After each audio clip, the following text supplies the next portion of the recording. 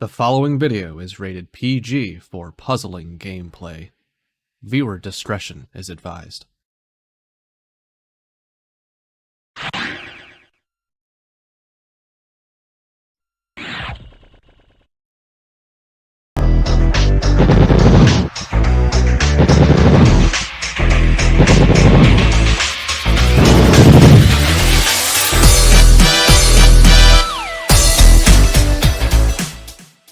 This is it, the final chance for our players to qualify for the gold bracket and fight for the title of TA 2023 champion.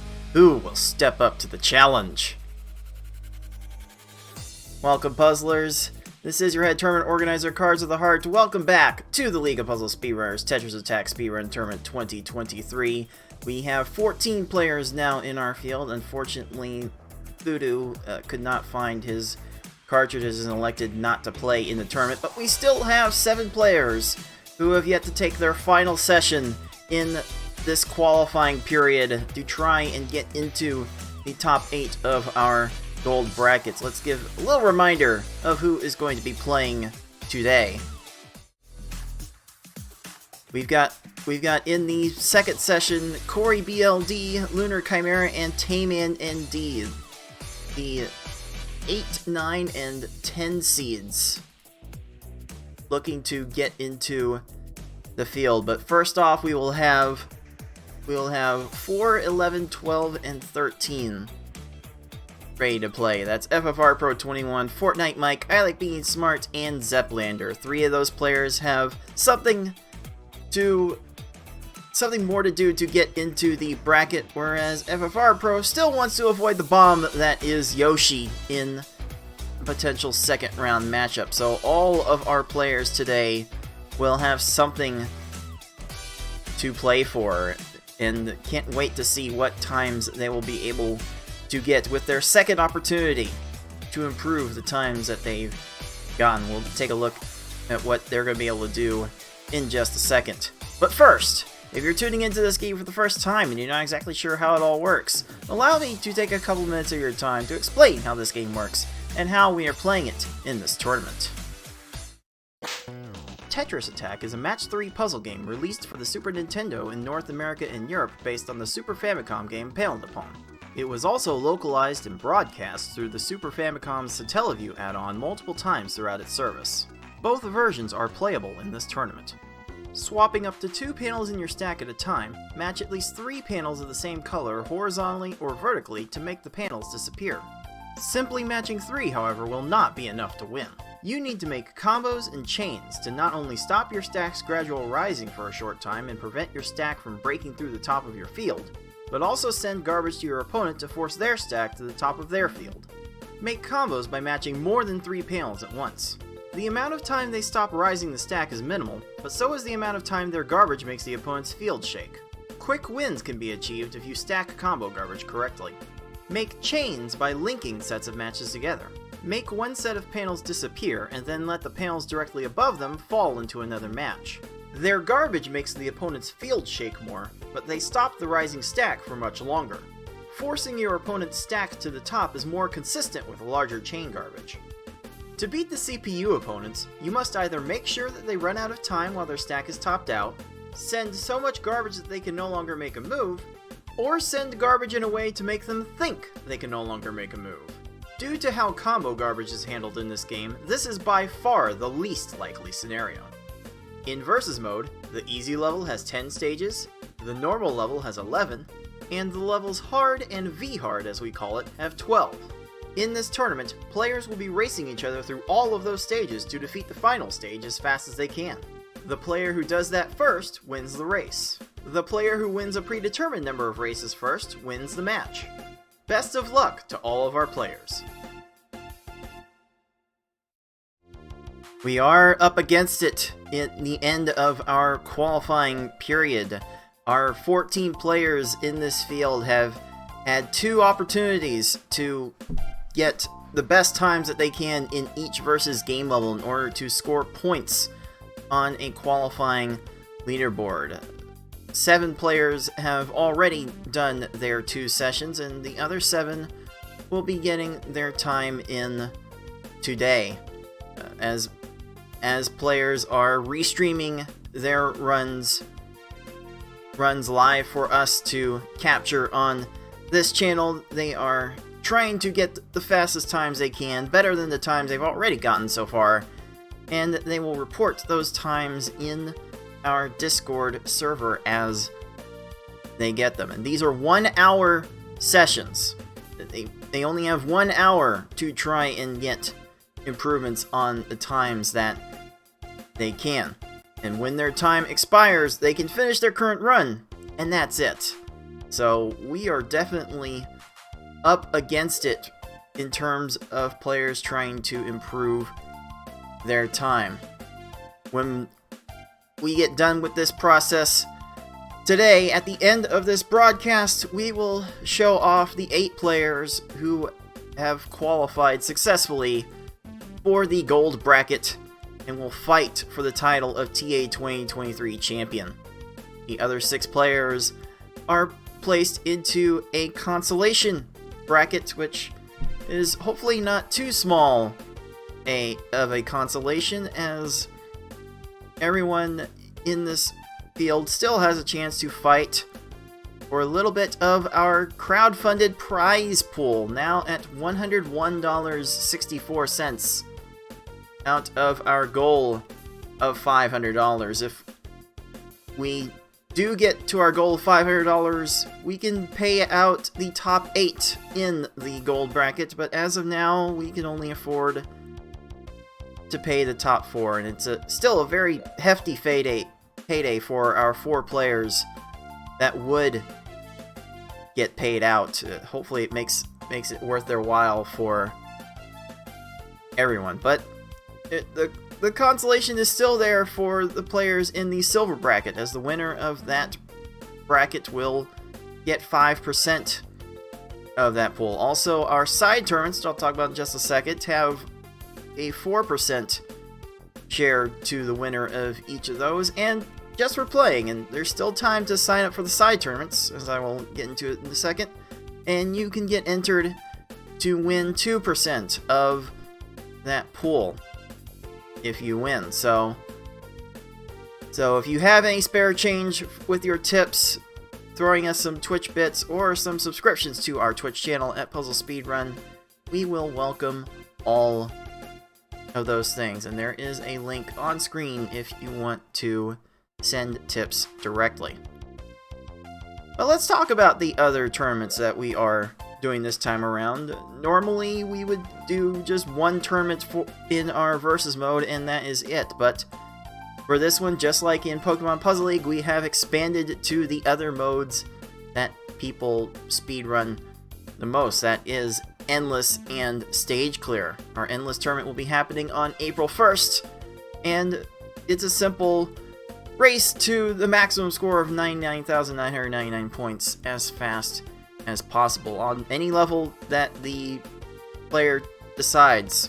By the way, the higher levels complicate things quite a bit, but since things move faster, you can get rewarded with faster times if you can handle all of that. And then on April 8th, we will have our Stage Clear tournament. Our line clear mode will be simply speedrunned from stage 1-1 all the way through Final Bowser. So the signups for the Endless tournament will end March 29th, and the Stage Clear tournament signups will end April 5th. So even if you are watching this on YouTube in the month of March, there's probably still a little bit of time left for you to get in on these festivities. So before we take a detailed look at the qualifying standings, let's take a look at what our brackets would be if the brackets were to start right now. Right now, we currently have some very, very spicy matchups in store. We have 1 versus 8, Yoshi 112, the defending champion, against Corey BLD. Our 4-5 matchup, FFR Pro 21 versus Tetris Attacker. The 2-7, myself against 6, is a nice little rematch from 2021, and our newest sensation, the Beefin 314, as the 3 seed, would be taking on the 6 seed Tai. I think things get a bit more interesting looking at our prospective silver bracket matchups, as one of our Pokemon Puzzle League champions, Tayman ND, would be looming as the overall 10 seed. Actually, at this point, getting a bye, waiting for the round 1 matchups to play out, as well as Lunar Chimera also getting a bye at this point. The matchups would be I Like Being Smart versus Zeblander and Fortnite Mike versus Yuki Saka. And most of these players you see on screen will be playing today in order to claw their way into the potential gold bracket. So here's a detailed look at our standings. Yoshi only took 1 session, by the way. Decided he didn't need the second session, and very well deserved, with 100 points all across the board. 544 easy, 610 normal, 645 hard, 736 V hard. All top times all around. I gave it my best shot, but could only manage second place with a 601 easy, 610 normal, 654 hard, and 757 V hard. And we had a third sub 8 V hard yesterday, as the Beefin 314 got in a 753, which combined with the 605 easy is good enough for third place on our board currently. But our 2021 champion FFR Pro 21 definitely wants to try and claw into that spot and avoid a potential round 2 matchup with Yoshi. And then there's also people on the bubble that may not want to have a round 1 matchup with Yoshi. Right now, that would be Corey BLD sitting in that spot, even with an 823 V hard, which there just aren't a lot of people in the world that can get a time like that, and that person is currently sitting 8th.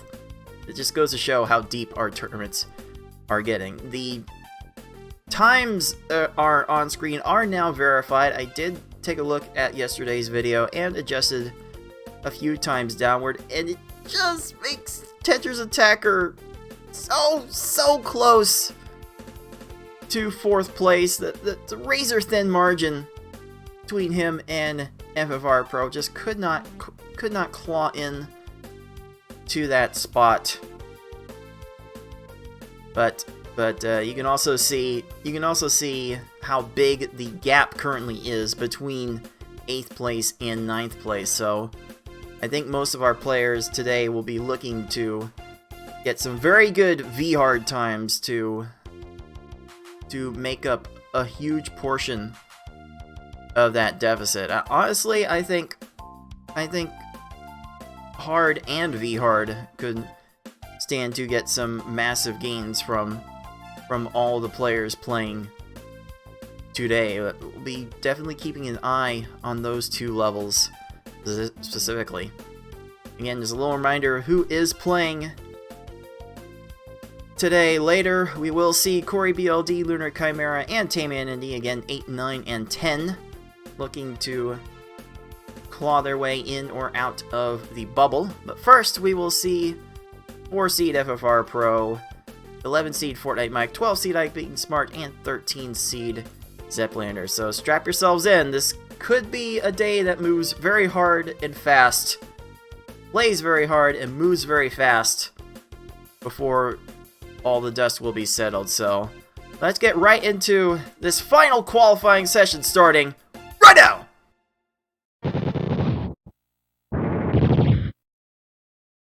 Let's get some players loaded on screen. Let's get some music going. FFR Pro is ready.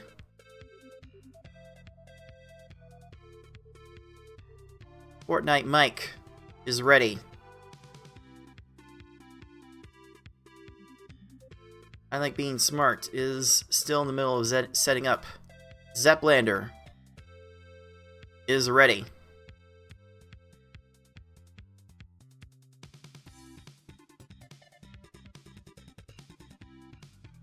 With that in mind, let's go ahead and get our 3 players in position.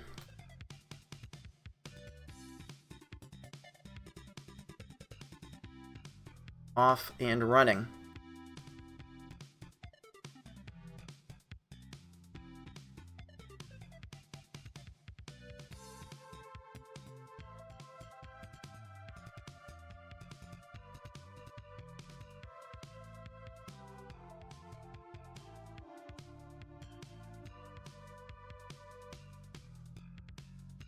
Alright, and again, the gulf between 8th and 9th is huge. So 3 of our players on screen will have a massive journey to get to the 8th seed, which the reward for the 8th seed is definitely something. It's a date with our defending champion Yoshi in round 1. Which right now FFR is poised to get that for round 2, and considering he got swept last year, considering he got swept last year, don't think he's gonna want that necessarily. All of our players have something to fight for.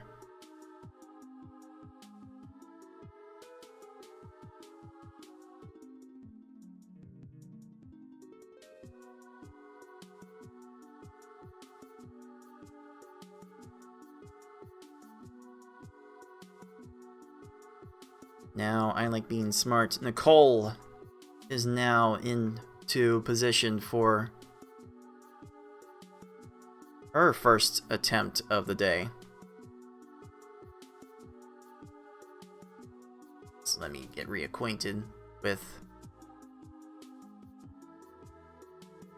what she needs to improve the most. I think she has identified that her normal time is among the weakest in her set of scores. Her 738 normal is currently getting her about a point, about a point less than her easy time, and almost 2 points less than her hard time. That V hard is also going to have to be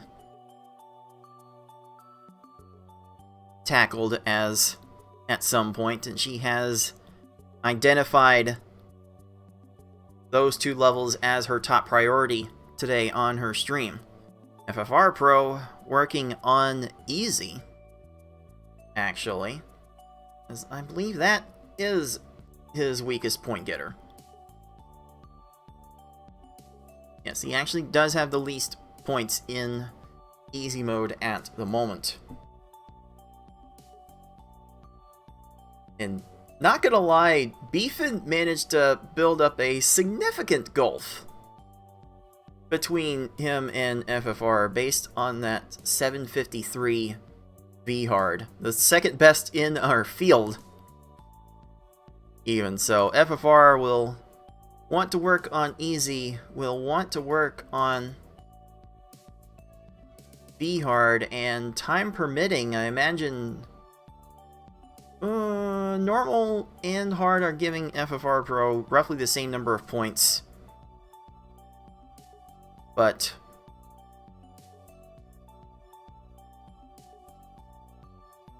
normal would be magnitudes easier to optimize than hard. So with these players having already 1 session under their belt, they are simply looking to improve the times that they already have. Zeplander turns out to be a very interesting case in this regard, because Zeplander took took on last year's tournament, had an epic 5-game set with Razorflame in our pool play. And then after the pool play festivities were completed, he put up a sub 8 V-hard, good enough for the top 10 at that time. So when our double-digit seeds are putting up stupid fast times like that, then you can tell that there is no easy out in this entire field. Fortnite Mike had his way with V-hard inside. He wants to try hard instead. Hard and V-hard would be more up Mike's alley for speed. You play it versus level 6. He's more used to playing level 10 as one of the premier PvP players in that community. Can't remember if he still has the Grandmaster rank on Panel Attack still. But he is definitely a person to be feared if he gets in on a good footing. Being able to qualify for last year's bracket from pools from the 15 seed. So, like, maybe the qualifying is not completely up his alley, but he's showing a capacity to play well even in the speedrun context when push comes to shove.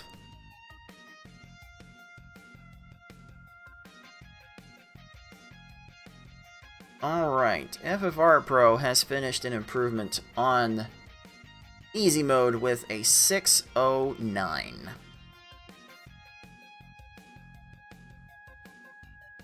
So that will make up quite a bit of the chunk that he was behind beefing in easy mode.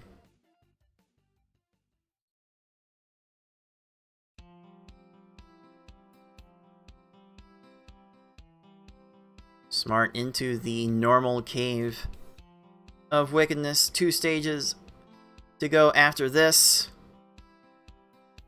Looking to be on a fine pace to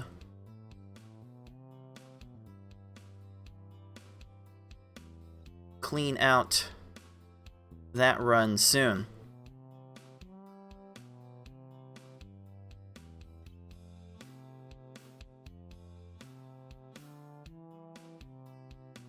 Oh, if Plant would just stop for a second, stop doing that to Zeplander. Crying out loud, Zeplander's V-hard to beat is 1025, and considering that he has done a sub 8 before, Zeplander should be able to clutch this out, and assuming Bowser plays along, maybe a sub 9 minute time is in his immediate future. But Cave does like to do cave-like things. These CPUs are able to get to a few extra chains, and Zep is trying to send extra. Doesn't quite have it all down yet. Oh no! Kamek is gonna get a chain off of the transformed garbage. These foes don't know how to line those out. Yet the game sometimes just will give it to them.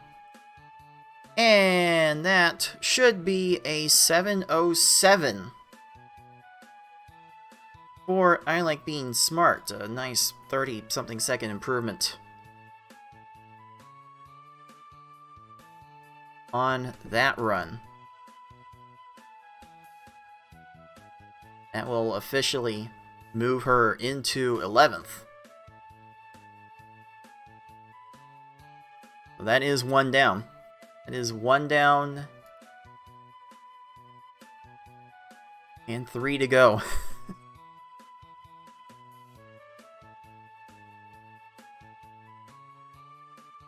And she does market herself as the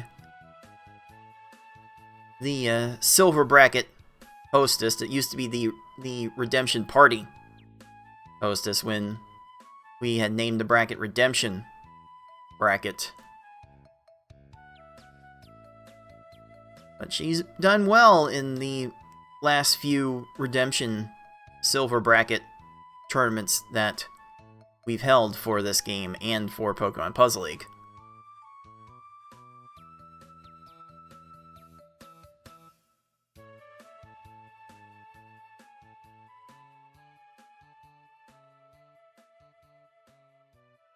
Smart even has time to chat that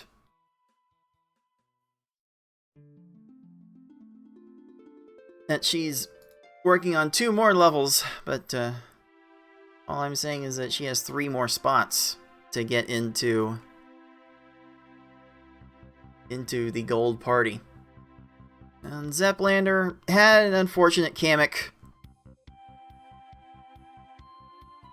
in that V-Hard. Only gets a few seconds of improvement on the V-Hard.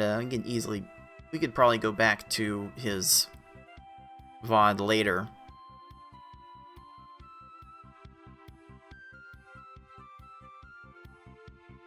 To see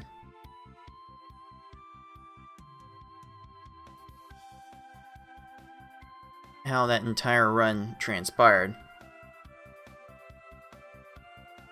Just some minor connection issues, nothing too major.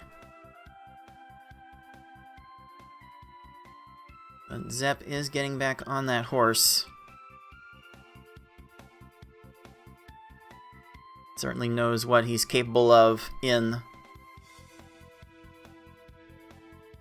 V-Hard, and will continue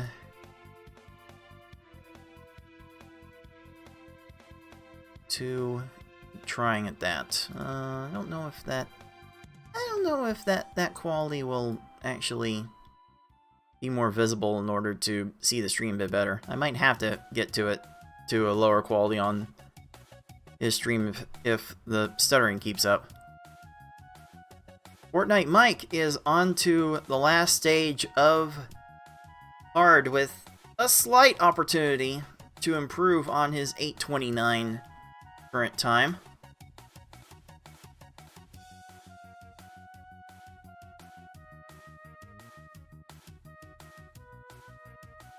And some rapid swapping, maybe taking out some chain opportunities.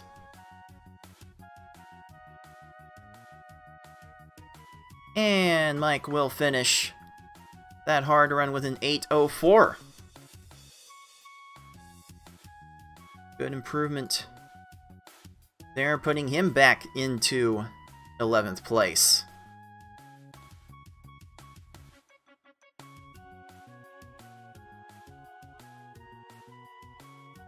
Again, at this current pace, Mike would be taking on Yukisaka in round 1 of the silver bracket, and Smart would be taking on Zeplander. So in that sense, at the bottom, we might have a good little silver bracket preview.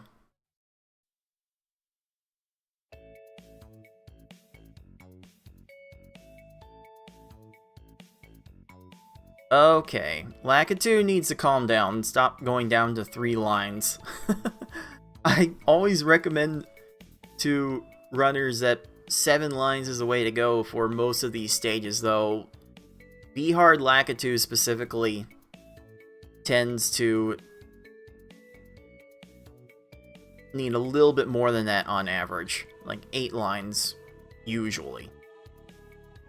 You're usually doing that with like an X5 chain and 3 rows of combo garbage. And that's a whoopsie from Mike. Raised the stack all the way to the top. Had pillars to... He wanted to try to flatten on either side, and even with his level 10 experience at 6 speed, it's still not given enough. Don't have enough time for that. But those things happen. The players are just trying to reset their runs when they go bad and just try to get the best times that they can. But with 1 hour in these sessions, the time crunch is a bit on the real side. And again, V-Hard Lakitu going down to 3 lines. I would definitely classify that as a bit on the unlucky side.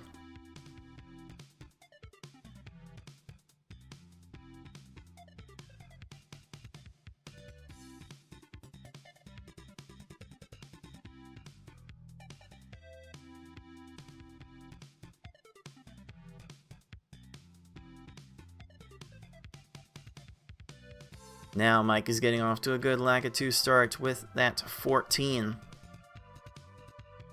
We have a combo kill here? Oh, Zeplander absolutely smushes Froggy, but it took 50 seconds. I don't know if I would keep that run going, even if I only needed to sub 10 to improve my V-Hard. But everyone has their own standards. Everyone's applying their own sensibilities to decide when to reset. You don't want to reset too early and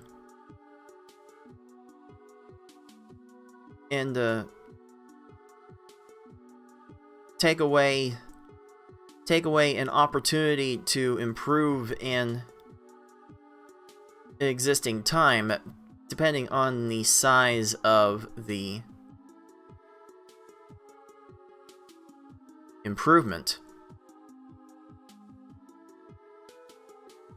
Sometimes depending on how you're playing, you may decide that you don't need to. You may decide that you need to spend time on better quality runs.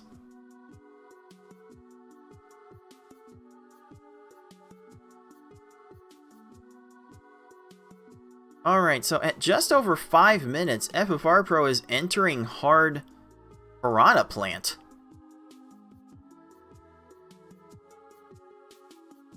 So we could actually see... well, I was gonna make a guess as to what we were going to see, but...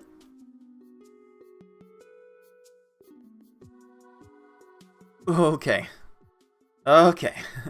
That was a little bit scary for FFR's run there. FFR's hard time to beat is 7:17.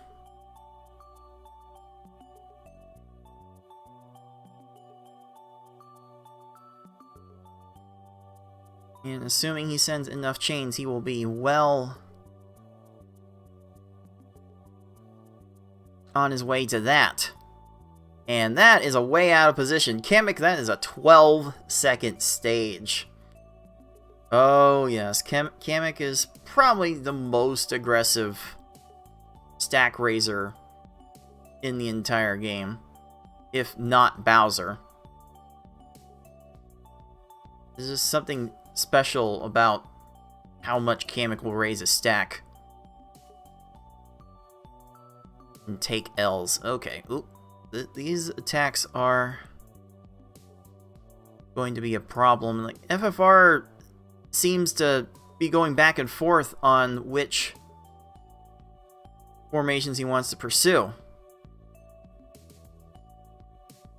Well, look at that. Well, well, well. On the left side, we've got a couple of amazing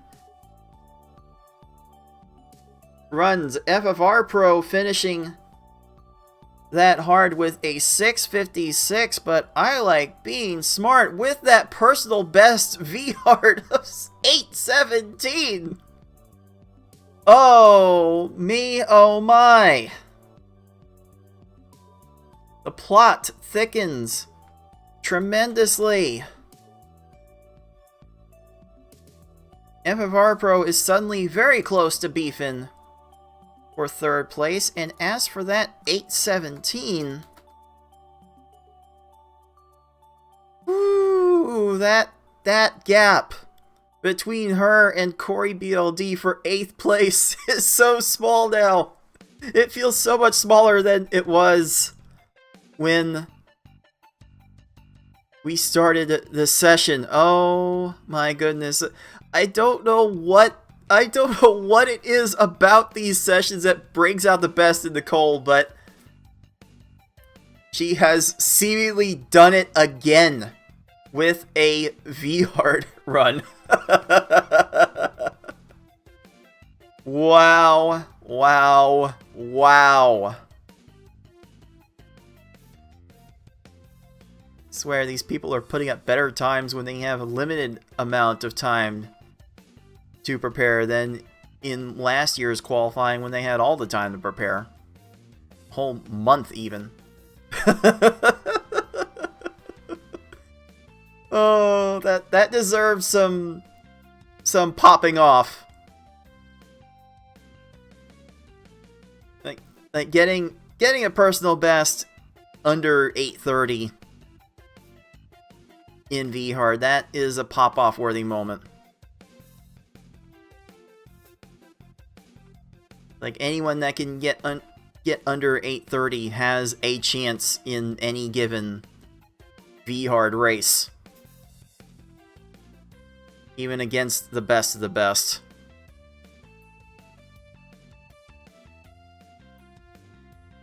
That is very, very good. Okay, I think Zeplander might be out of time here to improve this V-hard any further. I was a bit curious as to why this run kept going after that mid-game that he experienced, but there will be some session time loss right there.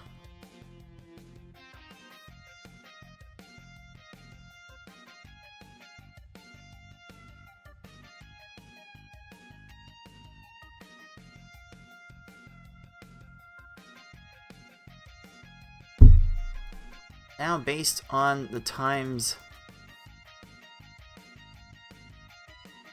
that she has posted now, Smart has decided that she needs to go back to easy mode. That is giving her the fewest points.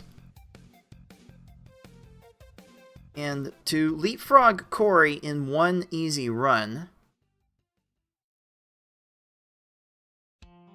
she would need a time in the 620s. Or maybe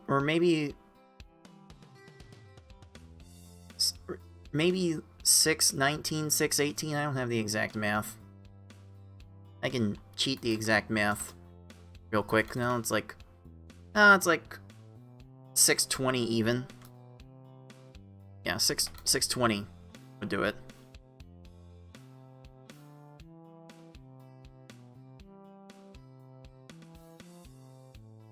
And I need to remember what her best easy time is, because I have forgotten. So many people in this field in so many different categories. Her best easy time on the board, on the leaderboard, is a 6:23. She would need to beat that in order to leapfrog Corey in a single run.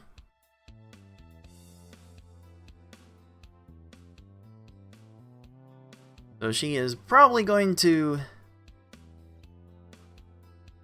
need this easy run to get good, and then probably work on normal after that.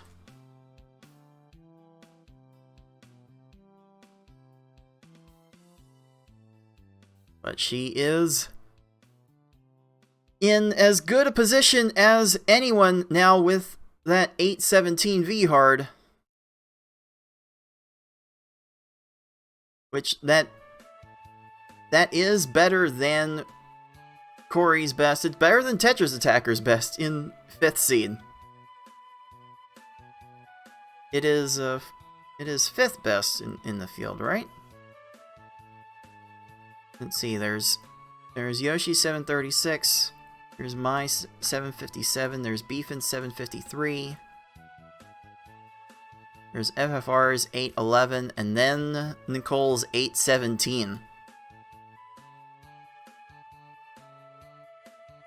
So she has the 5th best V hard on the board now.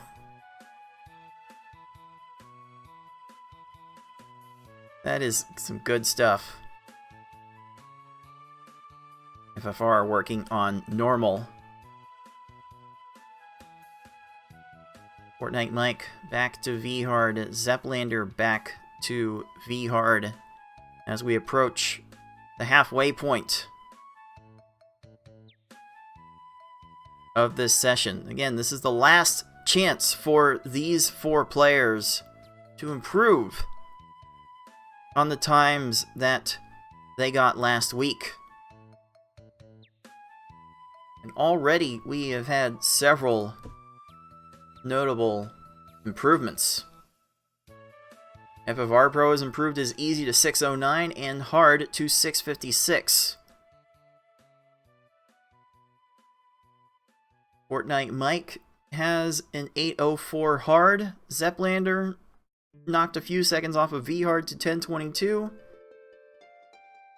And right now, the woman of the hour, I Like Being Smart, has cut her normal to 707 and her V hard to a personal best 817.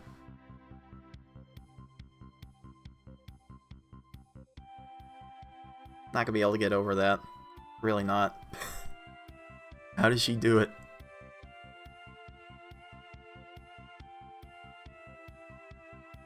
Okay, it doesn't look like this mid-game is treating Zeplander particularly nicely. Another instance where I would personally wonder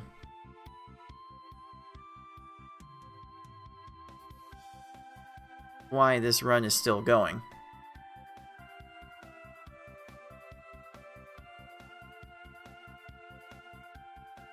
But the time constraints of this format do make the thought processes sped up just a little bit.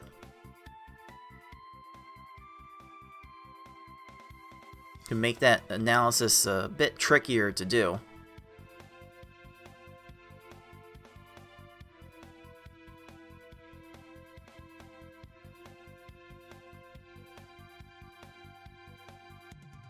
Anyone watching in the live chat at this very moment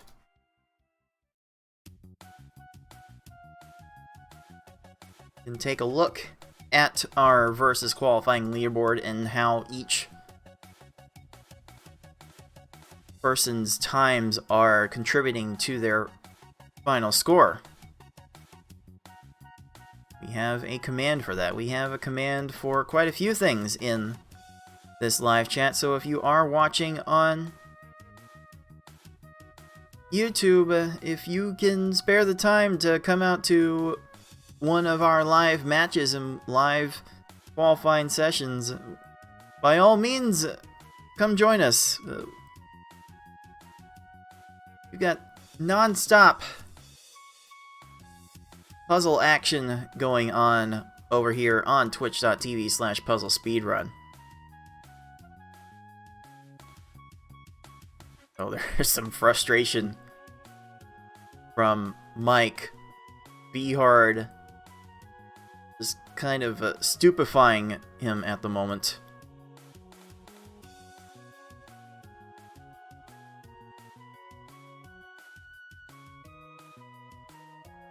Like, how are these foes needing this much garbage to be topped out?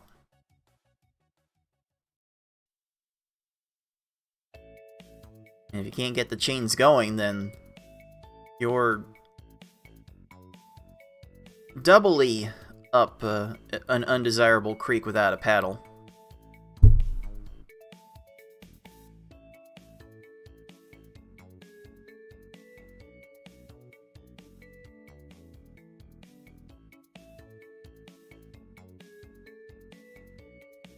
Time to let our first 3 players know that they have 30 minutes left in their sessions.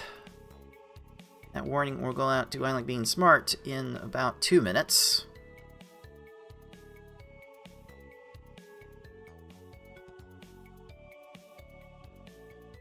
Might be at the point where players might start scoreboard watching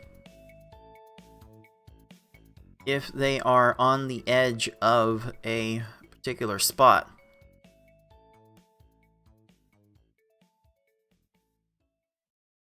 I Like Being Smart currently on the edge of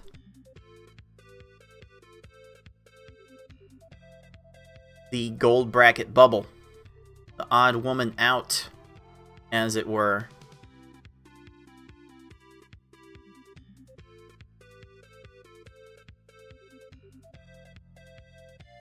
She has done some pretty good things in this session already.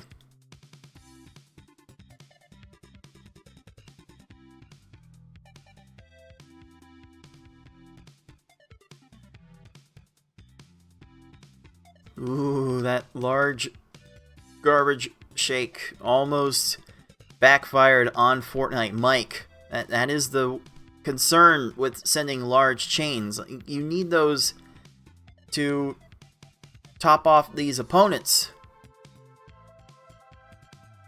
That also comes with a shaking screen that players and foes alike cannot lose under.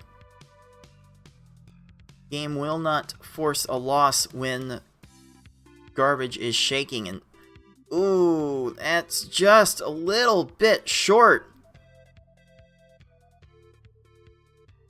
from Mike. This stage hopefully will finish in 30 seconds. And it does. Oh boy. In later stages, that will be absolutely even more punishing than that. Definitely want to keep an eye on that. Oh, I don't know if Smart has sent enough combos. I think she has in time here. Delayed a little bit of the send. But it is quite alright. Zeplander has finished another V-Hard improvement. We'll call that, considering how most players' reaction times range in the 0.2 to 0.3 seconds to hit the split key on the sudden final time of the run. We'll call that a 10:08. And if it comes down to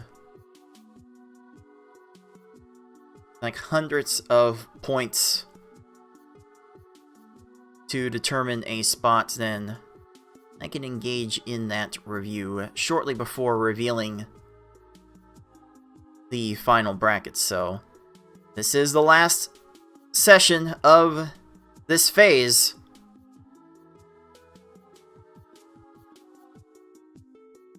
So at the end of this show, we will have our 8 players decided for the gold bracket. And the other 6 decided for the silver bracket.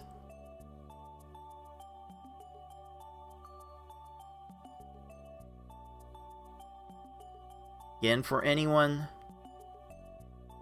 watching, there is a crowdfunded prize pool for all of these players to play for. The silver bracket will play for 5% of the total pool amount. The gold bracket will play for significantly more of that, and only the top 4 will be paid from this pool unless we reach our goal of $500. We're currently at $101.64. Even if you can spare a little bit of change, maybe you have an Amazon Prime gaming sub. They call it Prime Gaming now, right? That's how out of touch I am. You have that Prime Gaming sub for the month still in your possession. You haven't used it on anyone.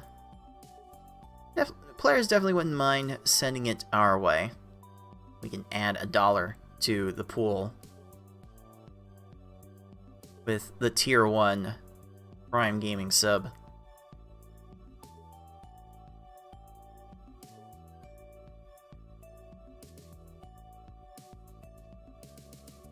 Oh, I like being smart's one line short on that Raphael, and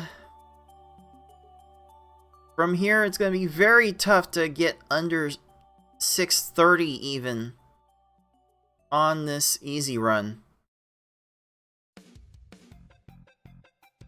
Got Raphael top and bottom getting garbage clears to waste time. Ooh, Mike gets a froggy that down stacks into a garbage clear.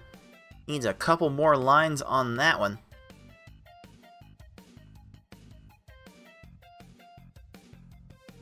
Does get 30 seconds on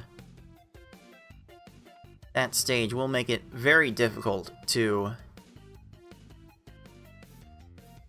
improve the V hard much further than that. Okay. Okay. The easy mode foes are getting it down a little bit too low for our liking, especially for Smart's liking. She will reset that run.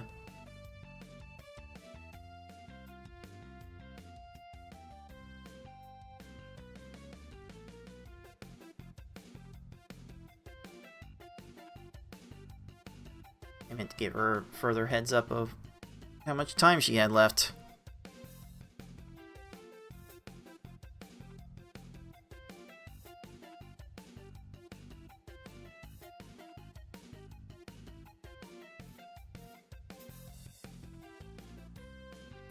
And there's a hard opponent. There's a normal mode opponent going down to 3 lines. So FFR Pro needing to beat a 638 normal to improve is going to need something fast here on a stage that normally doesn't wield it. Kamek just matches too many things too fast. Very combo heavy attack from FFR, and look at how low Kamek gets. This is par for the course for normal mode. So there was no real shot of that stage going anywhere.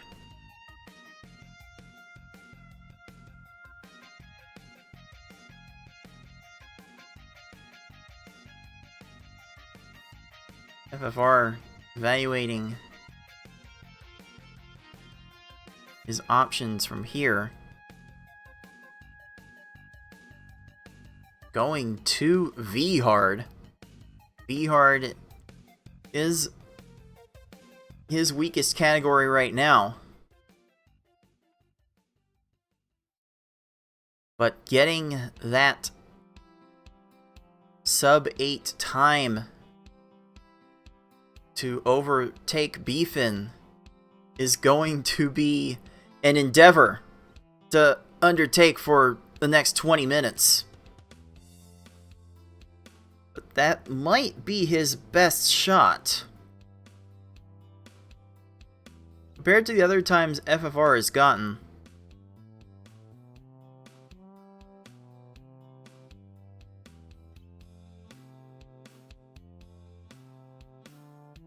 like, FFR would need 4 more seconds off of his easy time. And easy gets kind of trolly to try and optimize. So maybe he thinks those 4 seconds are not feasible.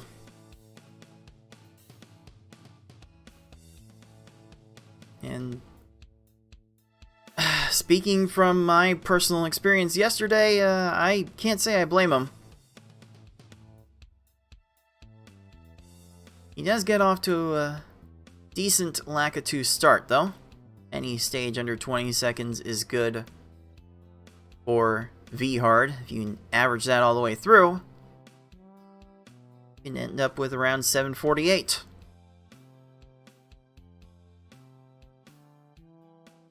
Not that the late game will be completely receptive to that, mind you. Oh, the random matches are allowing Bumpty to waste even more time. So much of that stuff is outside of the player's control, at least within reason.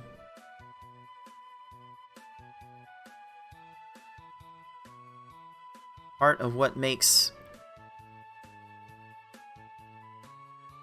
these sort of action puzzle games like Puzzle League, like Puyo,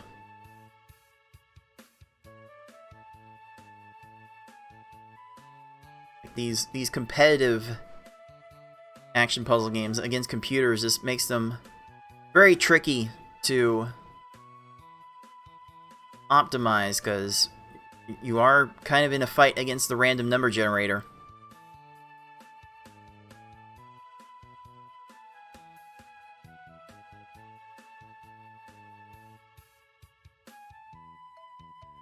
Oh boy, Hookbill turning into Fookbill for Zeplander.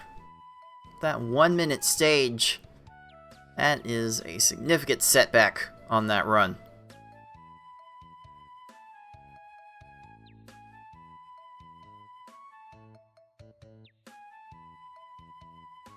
And even though the weight of point scoring has been taken off of being heavily weighted for V-Hard in this tournament, V-Hard is definitely playing a significant role still in the ranks that our competitors are able to get.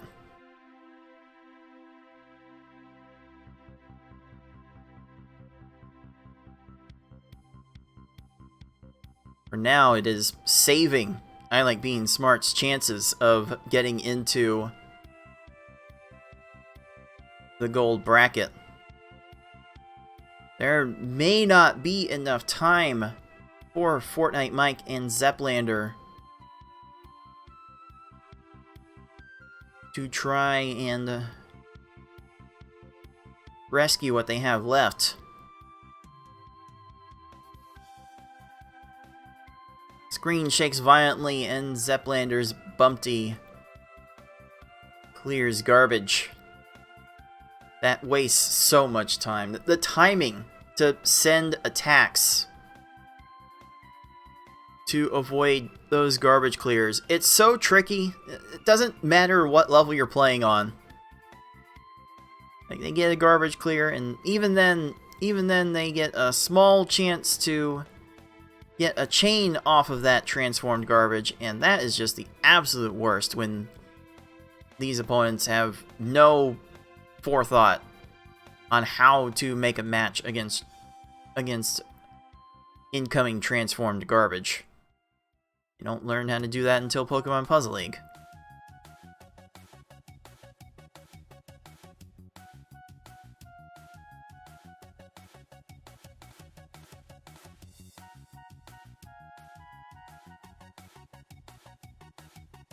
Oh, I don't think Smart has sent enough combos to Plant to make this normal worthwhile. Oh no! One more line!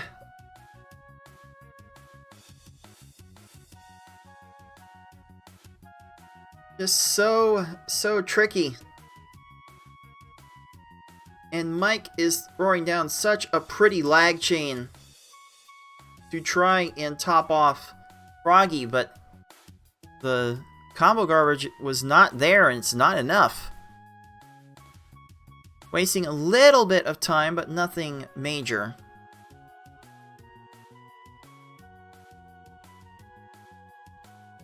Okay, yeah. Smart realizes that she is out of time to improve with that particular normal run. Oh, this is a spot. This is a spot that Nicole is in. She realistically needs to improve on easy and normal to overtake Corey for the 8th seed. But there's so little time left.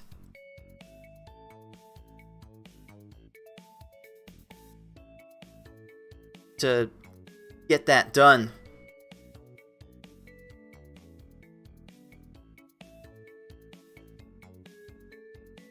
I mean, there's potentially some room to move for hard. What is her best hard time? 7:18.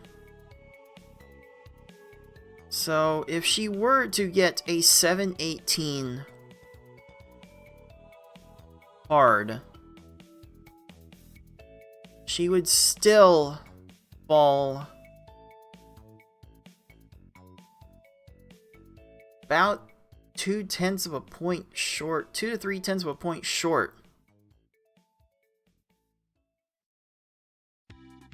of beating Corey's score.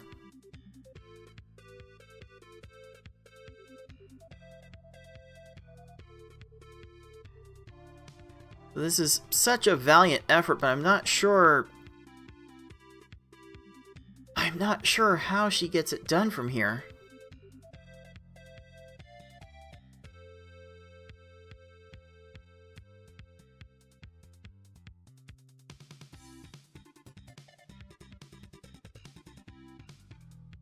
She's back on easy. She would have to get a personal best on easy.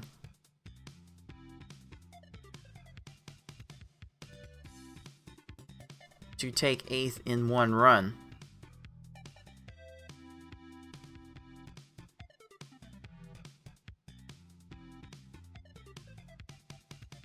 And you get too many 20-something second stages like that, that's not going to be enough.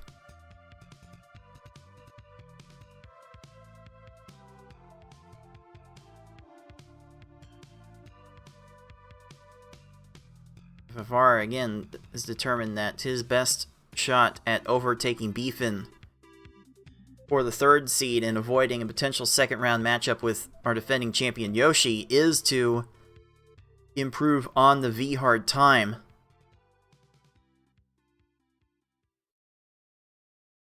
That time is running out.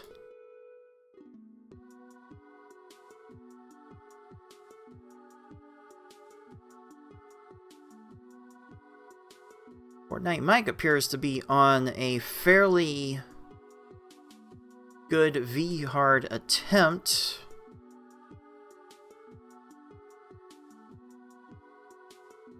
Getting to Kabik under 7 minutes is definitely no small feat. Mike has a chance.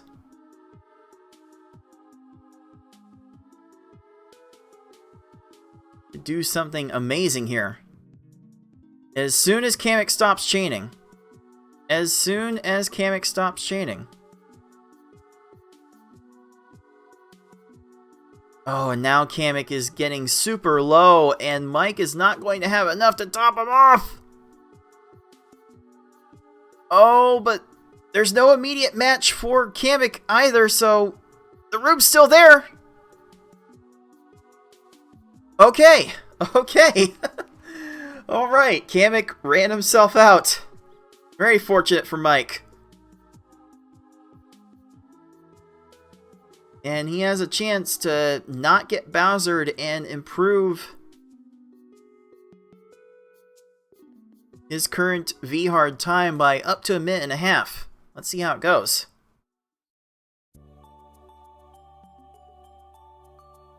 A little late on that swap, catches it instead of inserts. But Mike does have Bowser topped out for the moment. But Bowser is working on an X11 chain. Has Mike set enough combos? No! It didn't make a lot of difference. The timing's just not there. Like now, Mike just has to try a combo storm, and the scroll up to the top is no good. Fortnite Mike. Check him out. 821 for the V-hard. Well. Just like that. It is Mike knocking on the doorstep of Nicole for the 9 seed. Like, fortunately, this won't make a huge difference since 9 and 10 will both get buys in the first round of the silver bracket.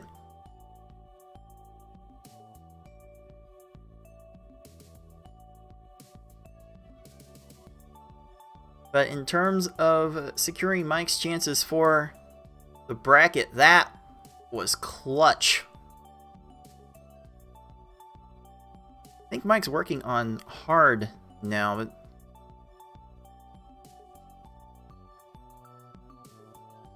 the hard would be his weakest level at this point.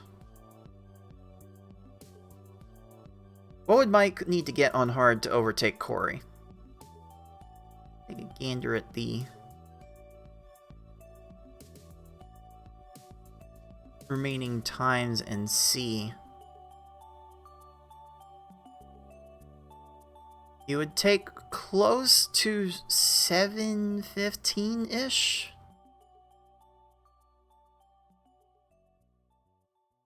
Probably looking at a 50-second improvement Mike needs to get on hard in order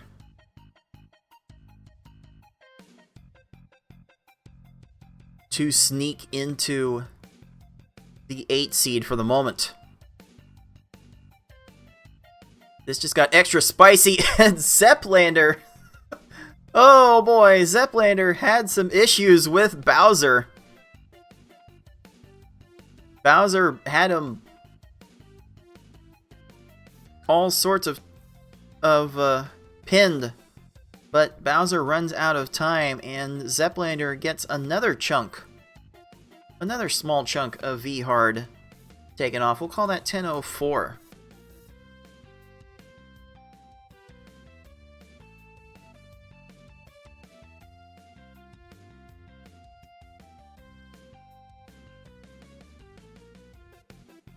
And Zeplander has very little room now to try and get a V-hard started. There is no world in which Zeplander finishes a V-hard and starts another, so he's effectively got 5 minutes to find a good enough V-hard attempt and stick with it. Perhaps if he also pulls a sub 830, like 2 of our players have done already, then who knows what could happen. But here's what we do know. FFR Pro has cleaned up V-hard with a 752. Yeah, I think you can do some good things with getting the second best V hard in the field. And now third place is his alone. Second round Yoshi bullet has been dodged.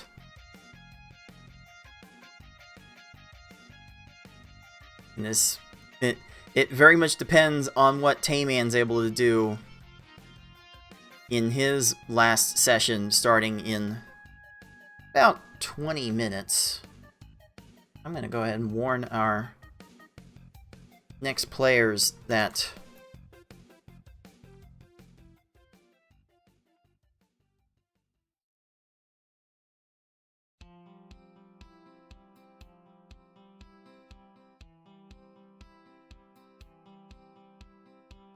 their sessions are about to get going. Yes, we do have some very intriguing matchups for the gold bracket in place here. We got a 4-5 of Beefin and Tetris Attacker, a 3-6 FFR against Ty, me against 6 for the 2-7, and Yoshi and Corey for the 1-8.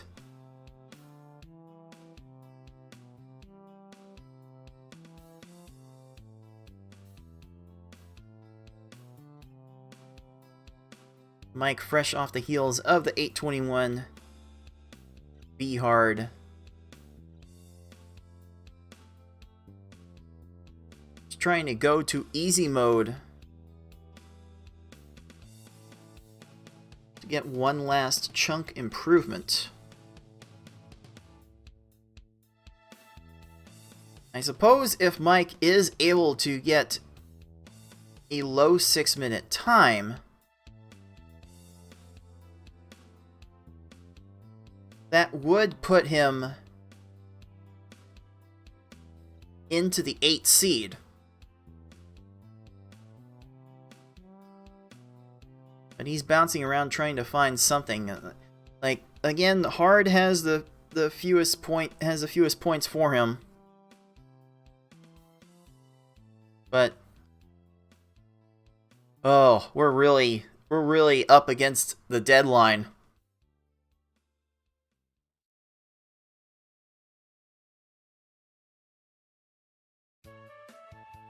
See if anyone feels the pressure.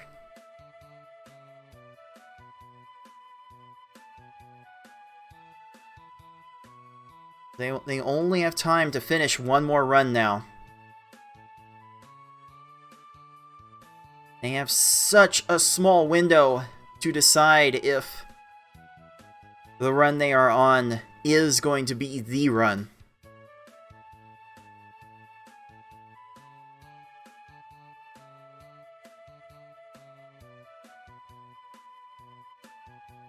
Oh, this... I have no idea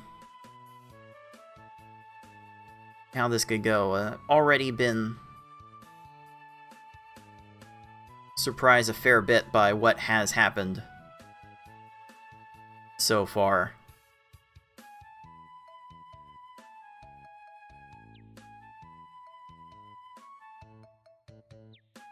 Down to our final 2 minutes for Fortnite Mike, Zeplander, and FFR Pro 21.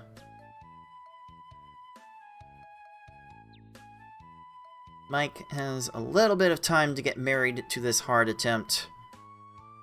Zeplander probably has to be all in on this V-hard attempt. Getting to Blarg, looking to get through Blarg in under 4 minutes.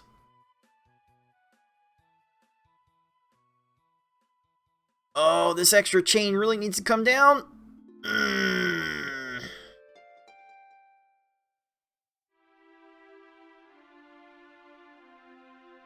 Ooh, the mid-game has really let Zeplander down in V-hard today.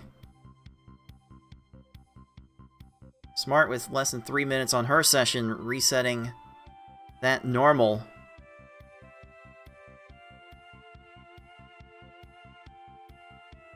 is going for a better normal time. The window there is not great for her to creep up into the top 8 with that.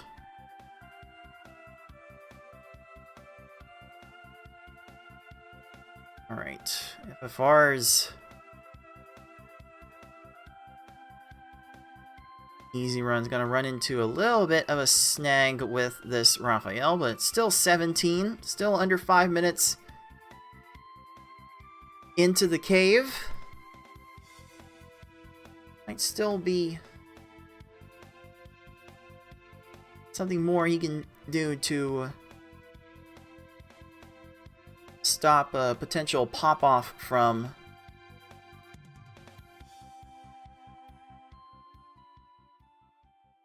Tayman.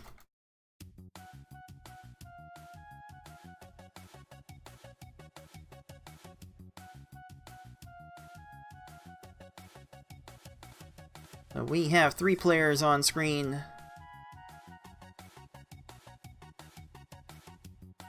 on their final runs of the qualifying phase.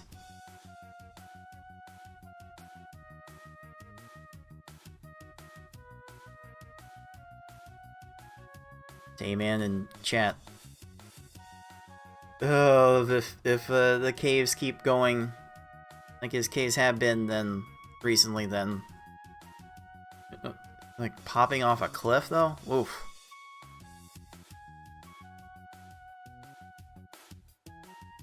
Okay, FFR finishes an easy run, the last easy run, with a time of 6:02.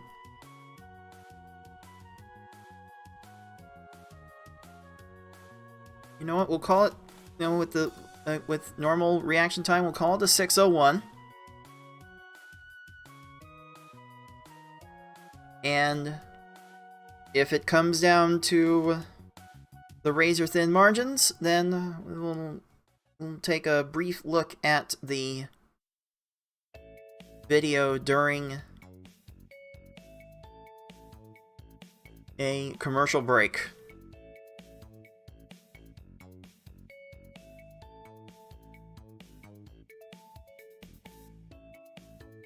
Or moving on further. Being smart, know that this is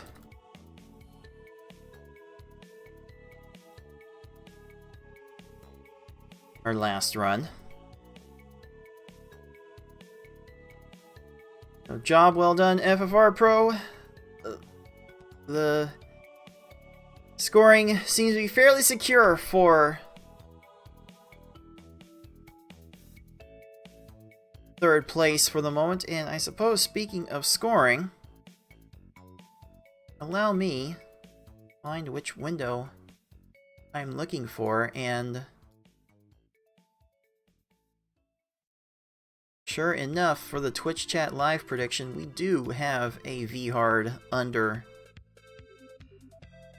8 minutes a day. We had a VHard under 8 minutes every day. Really is amazing how far our community has come.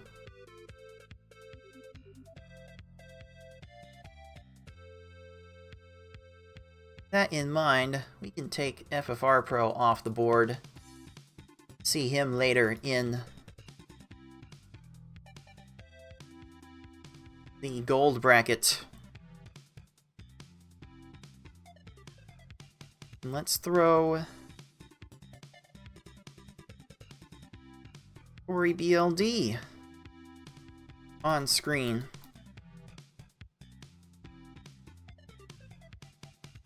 Currently on the bubble.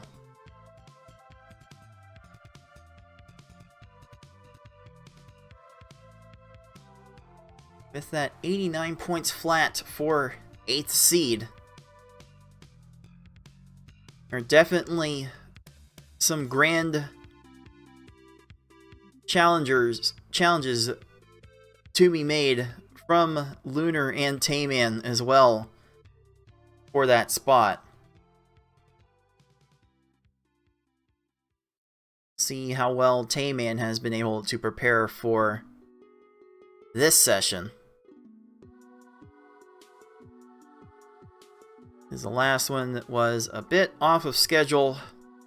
Had to be done outside of the live qualifying window. And the times definitely showed. Zeppeliner get the sub 10 on this V hard. Bowser's chaining off. Chains are too big.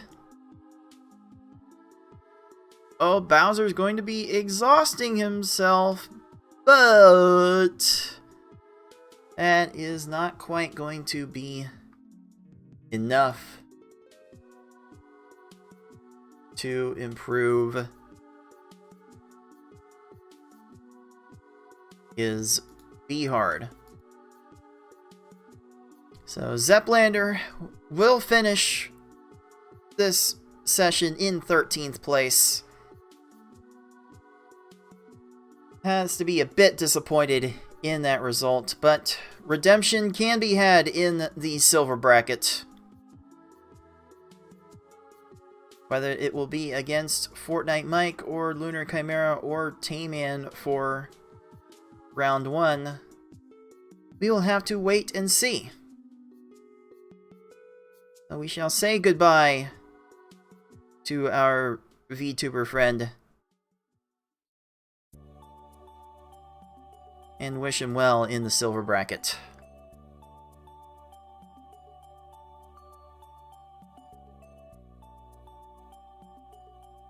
Meanwhile, we have 2 more runs waiting to wrap up here. I like being smart. Has 2 stages now to go on this normal run. Mike working on this hard time, going big with the 7 chain. Oh, Bowser gets that little garbage clear in time. May not have time for anything else, and this hard run should finish at 7:33.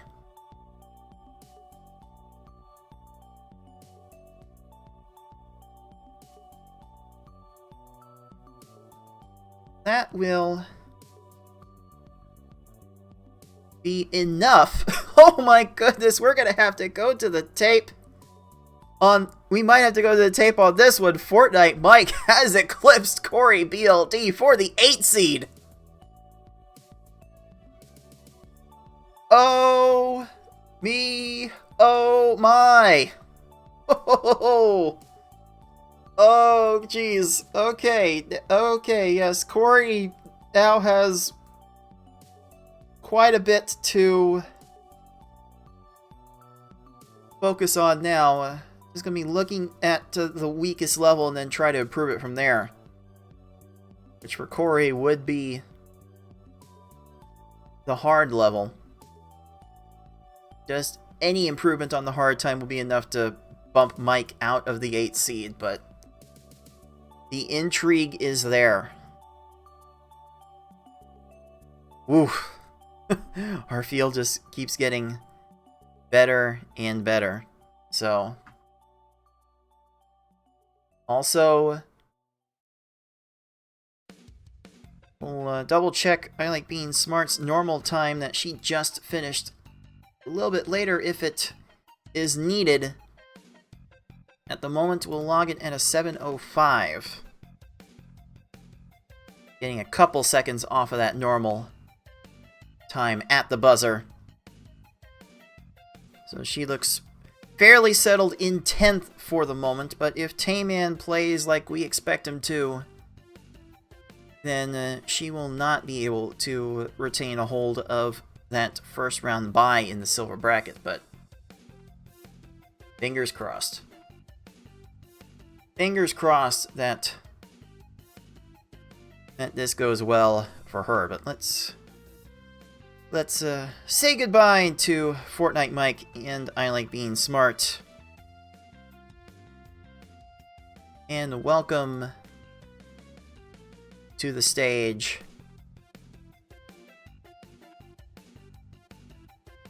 Lunar Chimera and Tayman ND.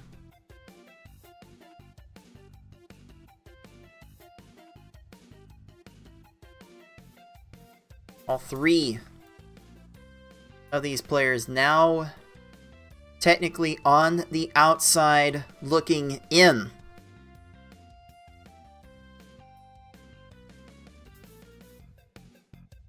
But all capable of putting up very, very big times.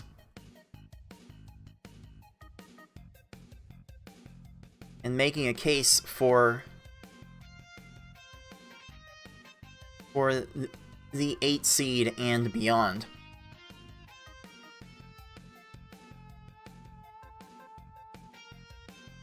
Before we move on to the second session of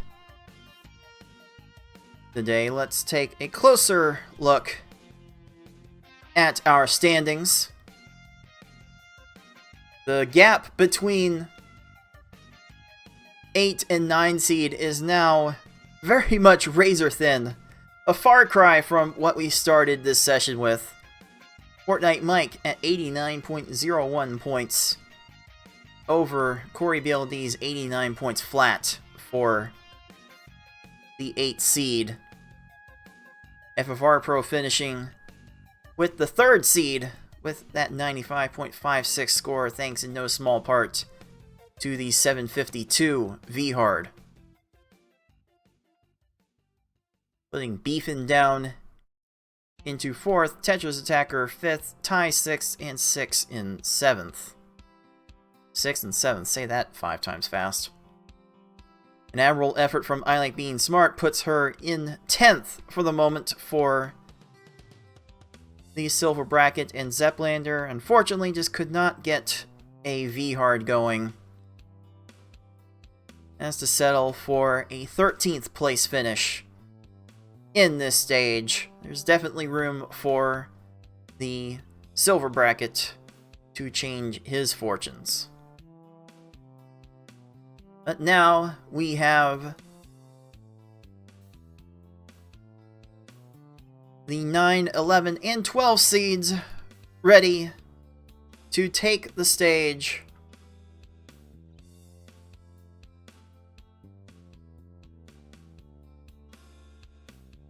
For the final session of the tournament. And when you know it, I believe we do have our woman of the hour joining us now. I Like Being Smart after quite the session. Hello, coming everybody. to join us for this second final grouping of the day. How did that feel? I was annoyed you weren't paying attention to me. I know you had other stuff to focus on, and all of a sudden, I'm on the run. I'm on the V-Hard run of my life, and it's just like, oh, here's all these other people. It's so tricky. There are 4 screens to look at. There's enough to keep track of with 2 people. I acknowledge this. I acknowledge this. But then your surprised reaction made it all worth it. So, and the reason I'm jumping into this is because all of these players, where they end up seating, I'm being a little selfish. It's incredibly relevant to where I end up seating, but also, I just want to see what these guys can do. So I'm excited to help you out a little bit with the second session of qualifying. Oh, So second set of eyes will definitely not hurt. Yeah, yeah, I mean that was a crazy run, and like you even said, like I don't even know how I do it. I don't. Like the V-Hard from the PPL tournament, the V-Hard here, like I just get on runs, man. I don't know what to say. So, all right, let's get into these folks. Looks like they're just finishing up some of their practice runs, it seems like. Right now. I have given the go-ahead to these players to get their runs going. Let them take as much warm-up as they need. This is the last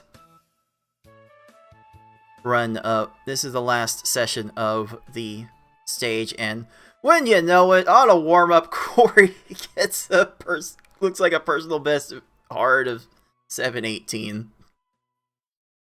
A faster 7:18 for the third time, getting a slightly faster 7:18. How about that? Wow.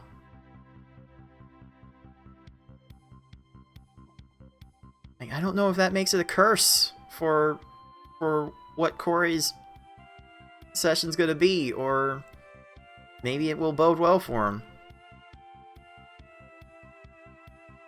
Now that I'm not playing actively, let me see what these folks need to improve here. You might have a better idea than I do, cards, being that you've been looking at the numbers all day.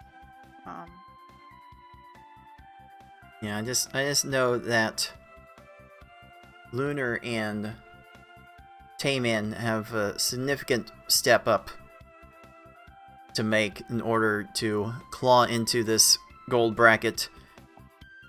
Corey will probably be looking to eye 6 for that 7 seed, because we know what Tayman can do, and with that in mind, it definitely feels like that 8 seed is not safe to be in. Oh, not at all. Not at all.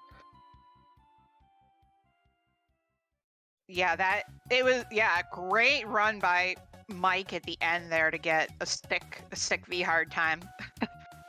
I'm not the only one celebrating today, because A23 is really good, and especially in this kind of setting. So, or wait, what did he get? A21. My bad. I was looking at the wrong line. Yeah, that's like sub 830 in this setting is just disgusting. So, if you're not Cards or Yoshi or FFR, so I can't wait to see how this shakes out. I'm very excited. So it looks like Lunar's gonna start on hard mode, as is Corey, and we'll see where Tay wants to start once he finishes up his practice here. Let's see, Lunar's weakest level so far is hard. Yeah, so I like that call from him. That looks to be the same for Corey as well. They can both make up a few points with a competitive hard time. So I like these choices here, and the way with the Yoshi declaring early on to not take his second session, it became fairly evident early what the standards were going to be for each of these levels. So that does allow quite a bit of time to prepare. Oh wait, that's a 9-second Poochie. Okay, Corey. Okay, Corey. I see you. Oh, the rainbow coming out on his timer. Well.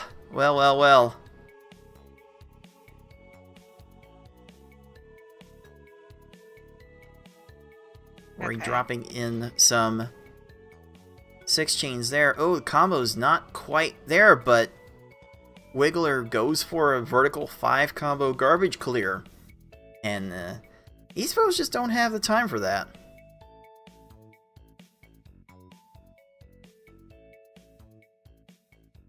I wanted to see where Tayman was at in this V-Hard warm-up. His final timer isn't actually on screen. Let's see. I'm doing a little bit of research here. Just to see where people are falling.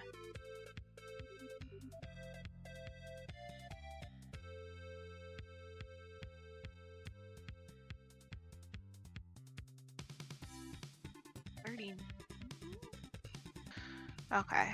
So Lunar's starting on hard, which I think is good, and he might use, if he gets something on hard, he might need to hit V hard, I think would be a good next step. Tayman,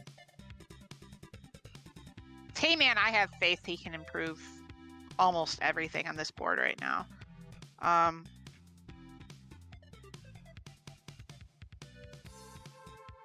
Especially that V hard time. If I can get sub 9, so can you. It's just a constant fight with the controls for Tayman.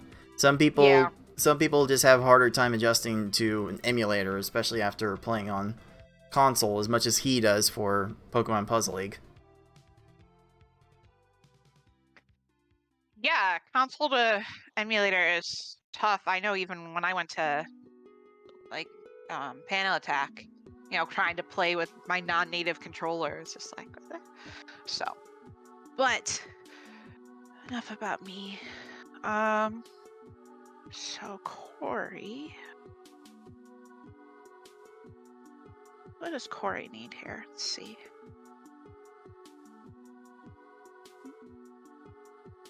So as soon as I can get Tayman to potentially show his splits timer,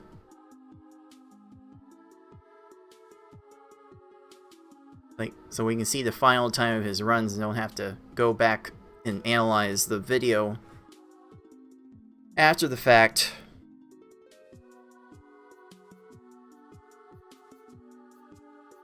Then I can let him get going. This is probably good enough.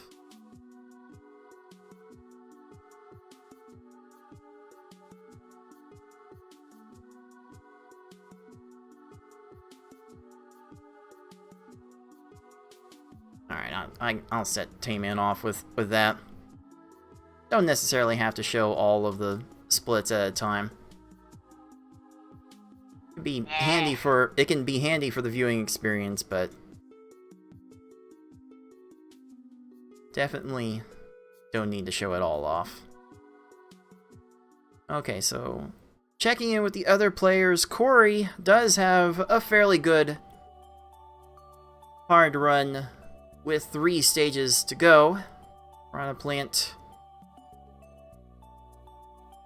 may give Corey a hard time, especially with that chain drop. Oh, one more line. It's gonna need 2, 3 more. Oh my god, it's so frustrating when this happens. This is why in these settings, like, cheese strats are... Oh, no! Stop down stacking! Why? Oh, jeez.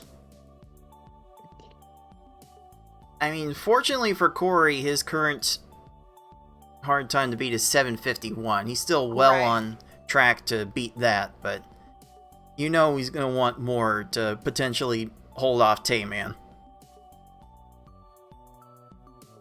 The cat wants to commentate with me.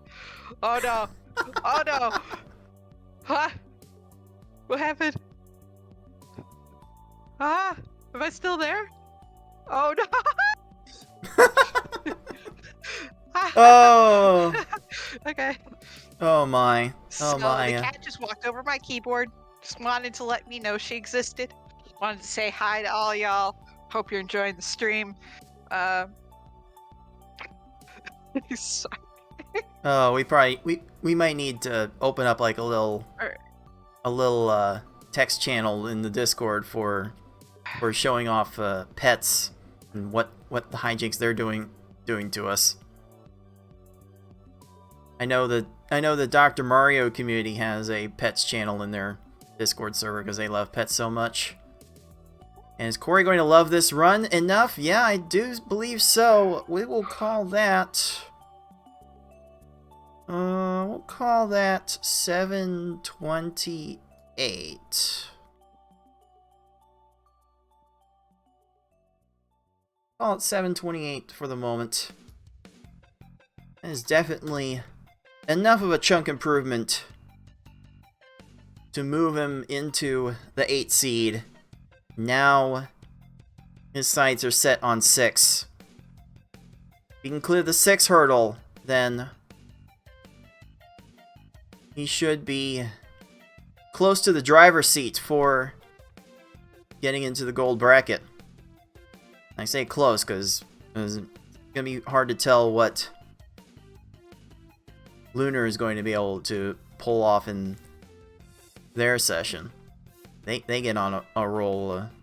Watch out.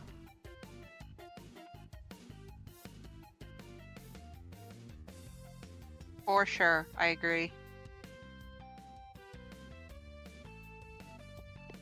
So with the weakest time now, a 6:25 easy, Corey will work to get that time down.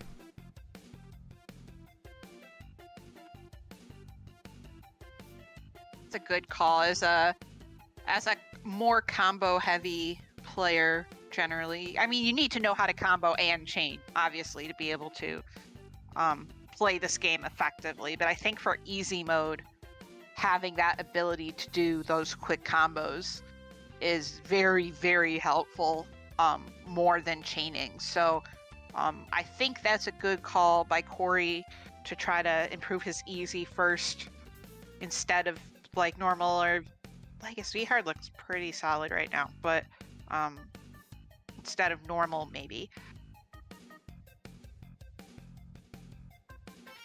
And Corey getting some very fortunate timing on that attack to win in 15 seconds. And really the timing is going to dictate how these easy stages go. Most players are probably going to end up sending their attacks right when the opponent is making a match on the top of their stack. And that leads to so many frustrating garbage clears that wastes so much time on the versus level 2 that easy mode plays at. So frustrating. But keep the stages under 20 seconds, and Corey will have a bit more than a puncher's chance of beating his current best 625. Tayman, meanwhile, is working on hard. Gonna get into the cave at under 5 minutes, which should be more than enough to help him get under his current hard best of 8:10. That should be more than doable for him from that pace. And Lunar too is on pace to beat their 8:33. So it's kind of hard to see his time there, but or their time. Does blend a little bit. Start entering the Kamek stage at about 7 minutes.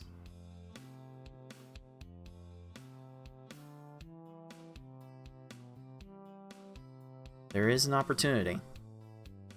Oh, yeah, for sure. As long as Bowser doesn't do Bowser things. But Bowser things.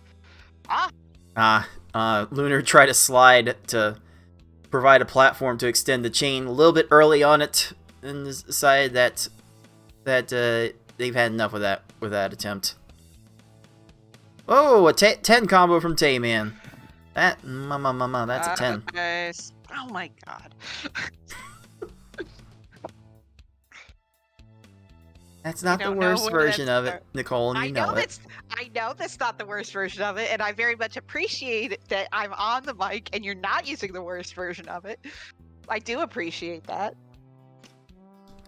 What do we have against ice cream taste testers? Seriously. Sounds like a cool job. Alright.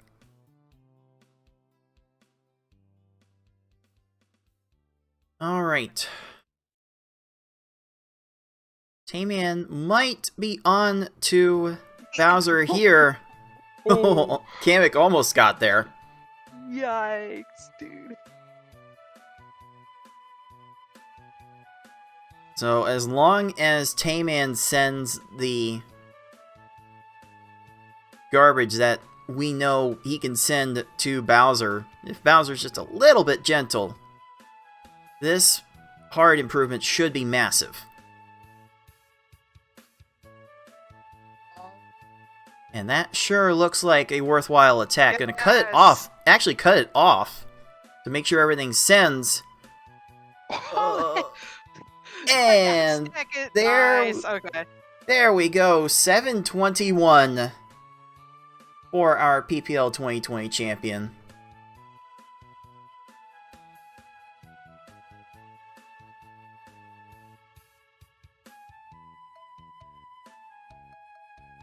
That will be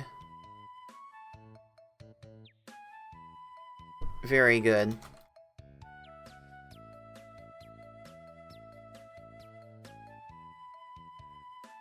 Super nice improvement there. I don't know if I can count this attempt from Tayman right now. He's actually starting from a save state. Oh. So, and we can't have that on our leaderboard, so I might have to invalidate this attempt.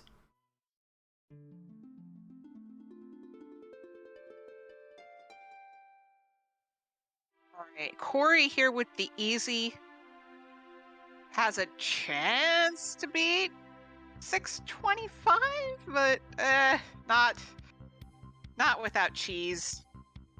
And cheese when you have time pressure is not always a good time, so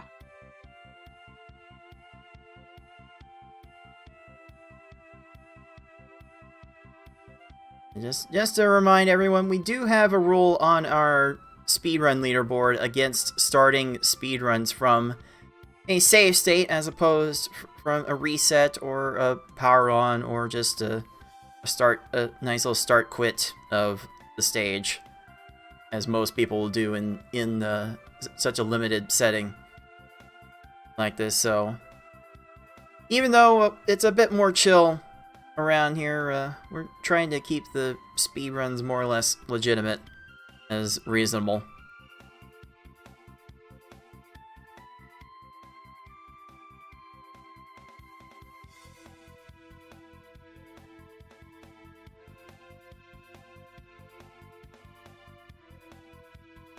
All right.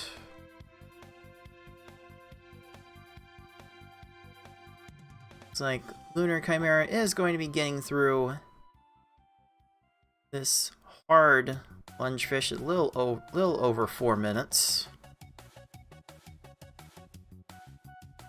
Or he's still trying to get a better easy on the board than his 625. Definitely looking towards 6 for that 7 seed.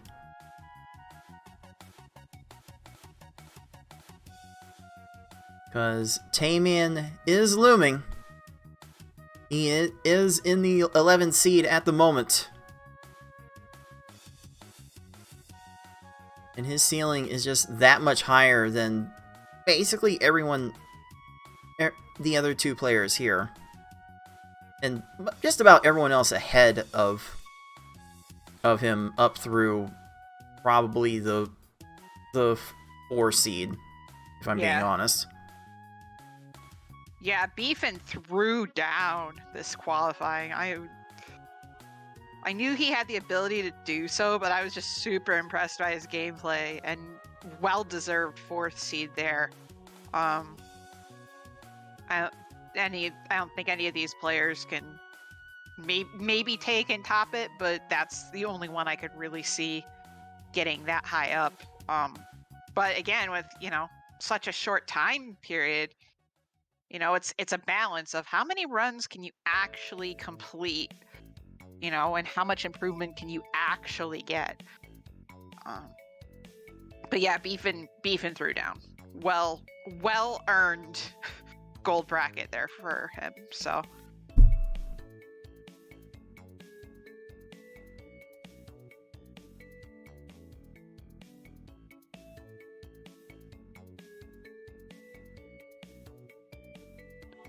Okay, Lunar is getting into the final 2 stages with that 13-second Piranha Plant on something fairly good.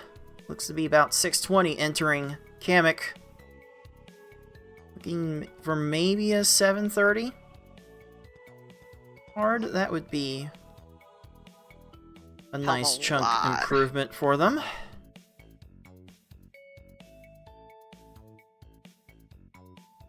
So 5 chain, 6 combo at the end. Kamek has some pillars that are going to be difficult to top. To topple, nice. And almost got through it. Yeah, great follow-up combos there after the chain was cut to make sure that Kamek's down stacking wasn't as trolly as it could have been. So, yeah, Lunar has plenty of time to improve their hard time.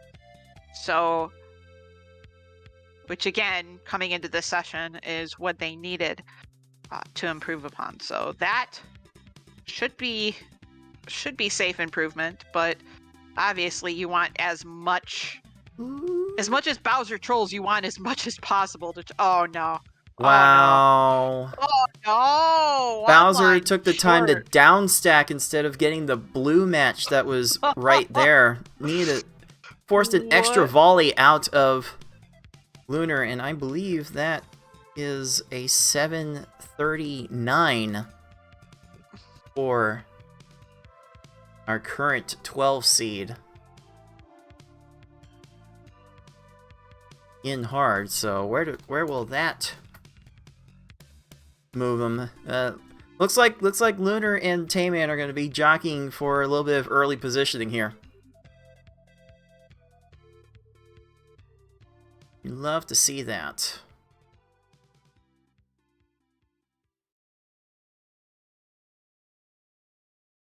Also, don't look now. Corey is on quite the easy run. Hookbill had enough time to get to that garbage clear, but will not have time for anything else. And I dare say this. Do I go that far? I've probably already cursed it.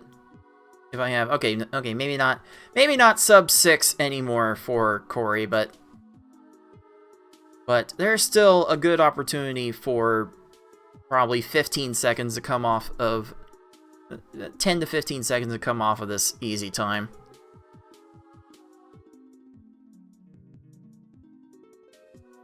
Oh, that sideways T formation for the chain extension. I love that. Oh, okay. Reward this man. Reward. Oh.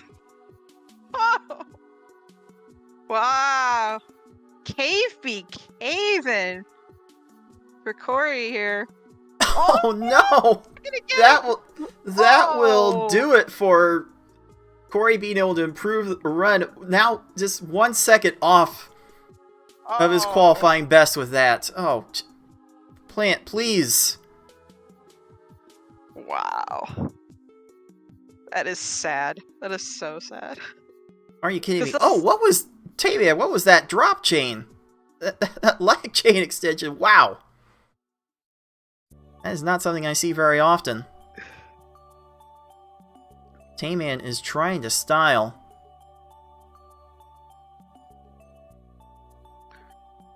Fortunately, Plant has a bit too much to work with right now. That said, Tayman does have a V-hard of 931 to improve, and this is well on the way to that. So Tayman looking to rapidly move his way up the board as we almost expected him to. This should be no surprise.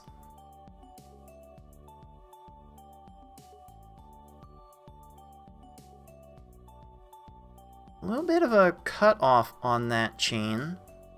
Oh, looks like Kamek's going to go off for X9. Ew.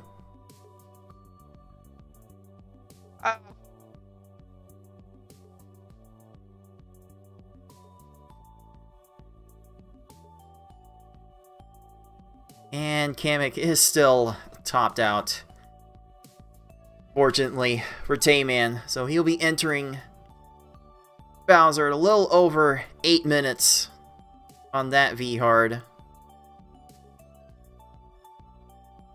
Lunar approaching the halfway point of their... I think that's... I can't tell if that's hard or V-Hard. Again, it's impossible to tell in the middle of the game. You have to look between stages to definitively know.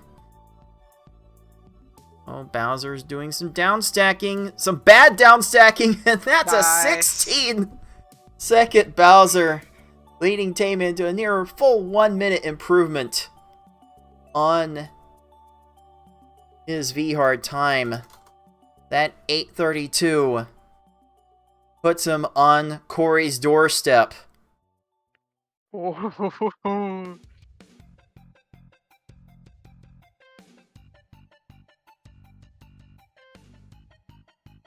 this is gonna get spicy. I love it. Oh me, oh my, and unfortunately for you, Nicole, that did bounce you out of a first round bye in the silver bracket. That's totally fine. My goal was to get at least 3rd seed, so we'll see. We'll see what Lunar does, but no, I put out all I could put out today. So wherever it lands, I mean, I felt like it was a little inevitable that the Nicole Zepp took of that Puzzle League rivalry. This was gonna continue here in Tetris Attack, so it's all you can do in these qualifyings. You just play the best you can and let the chips fall where they may, so to speak. So What a great I knew effort. I was gonna lose. I knew I was gonna lose at least 1 seed, if not 2. Like I said, we'll see what Lunars does here, but no, yeah, I tried my best. All good. Did my best, I have no regrets. Yeah, for sure. It's a good motto to live by.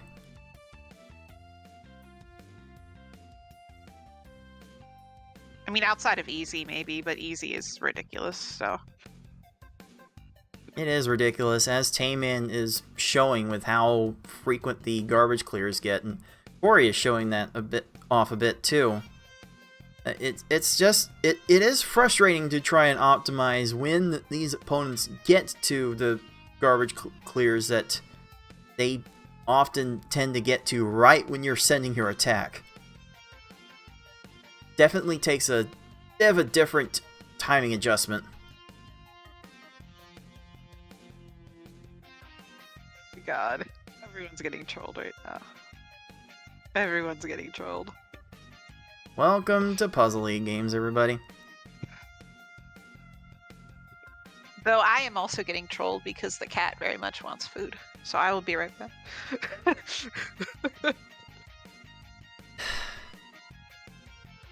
Cats wanting food. Crying out loud.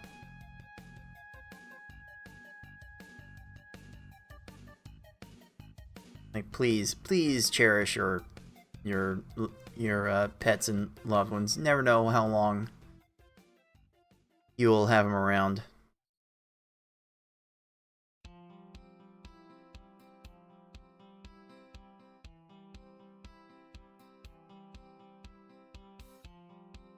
We are approaching the halfway point of this final qualifying session for the Tetris Attack versus Speedrun Tournament 2023. I am your head tournament organizer, Cards of the Heart. Helping me on the mic over here is one of our other competitors, I Like Being Smart. And we are watching the final 3 players try to improve their times in each of the 4 versus game levels that Tetris Attack has to offer. Their times do get converted into a score as added up on the right side of your screen. And these 3 players are fighting furiously to stay out of...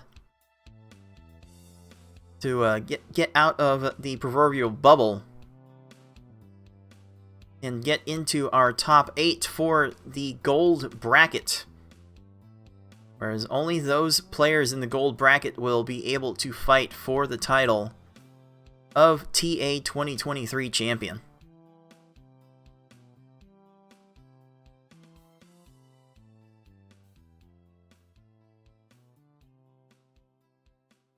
And we've seen a couple of improvements in this session.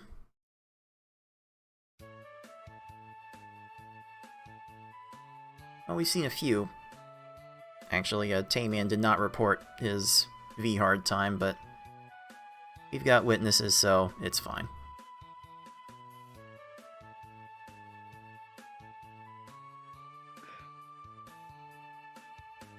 Ooh, the combo's not quite there for Corey's Bumpty. It might still be enough to get a chunk improvement on easy from there, but it will require a bit more luck than he might be comfortable with in such a limited amount of time. Yeah, and when you're trying to gauge resets, for at least I can only speak for myself, like on easy, like 20-second stages early is just so difficult to try to judge. Can you cut that later on? And I don't, cards, the kind of general average to conversion time better than I do, but it's sometimes with all the categories, it's not particularly easy, but with all the categories, you have to try to gauge, okay, can this run go on? What realistically is my ability right now versus what is my ability currently? Because that's the other thing. You can have a good day or a bad day. So is my current ability able to keep up with this time and this consistency across the run? And if it's just not matching, that's kind of why I went back to normal, because I was playing easy and I'm like, what I'm able to do right now in easy isn't really matching the times I need. So I've got to go back to something where my ability is going to be able to give me some kind of improvement within the time limit. So that's the other thing you're thinking about too in these situations. So a bunch of players having to make some very difficult decisions to optimize the use of their time. And it has led to some pretty good things so far, not going to lie. Like Corey, Tayman has his own 625 easy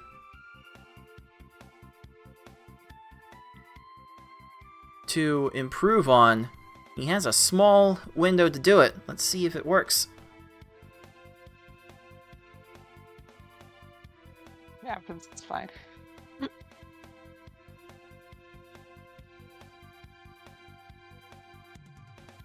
Not a lot of combos in this.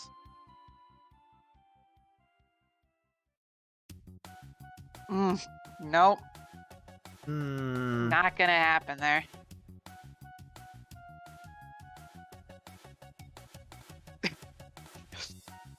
That is what Tayman calls teaching the game a lesson. He doesn't even let Piranha loose. It's like, nope, I'm not even gonna let this run finish. I am just gonna...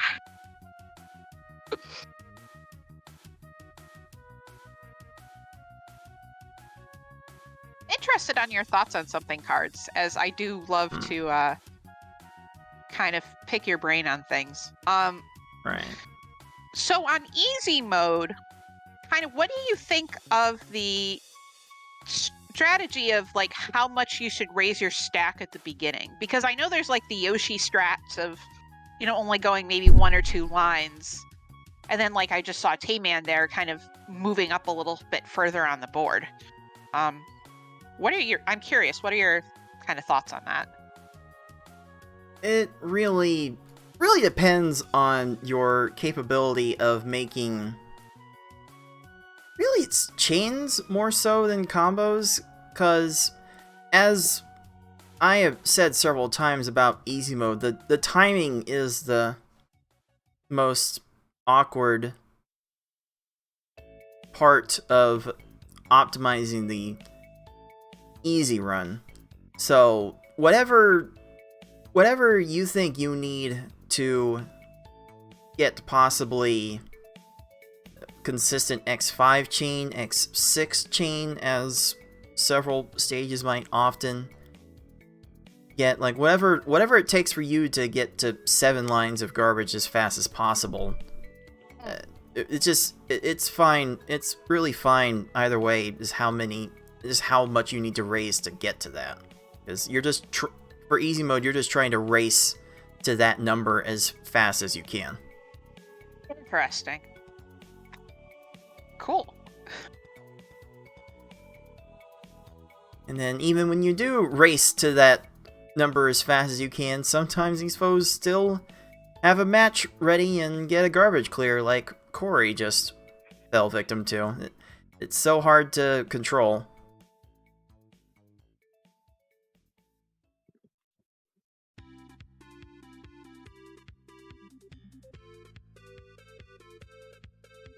Aw, welcome, Unicorn.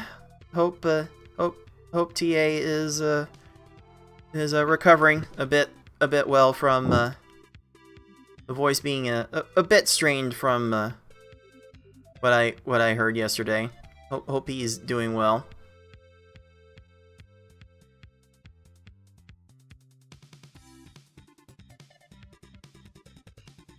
Okay. Corey's time coming into cave here is borderline for cutting the 625, so he's probably gonna see if he can get a good time on this hook bill and then determine whether or not he wants to keep going. I would think, at least that's what I would. That garbage cleaner might Sure. do it. Swear these easy foes are extra jerks compared. Might be bigger jerks than normal and hard. Just from my personal experience. It looks like Lunar might be able to cut his time coming into their time coming into Bowser here. It would need to be the best Bowser they've ever seen. Because their best hard time V hard is 910. There's some kind of follow-up. No, Bowser's just gonna stall. 7 chain. Well,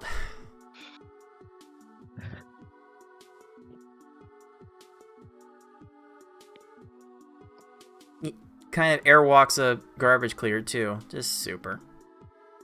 Yes, super job gifting all that game. Okay. Okay. Fortunately, the Bowser ended fine. But not quite enough throughout to get an improvement.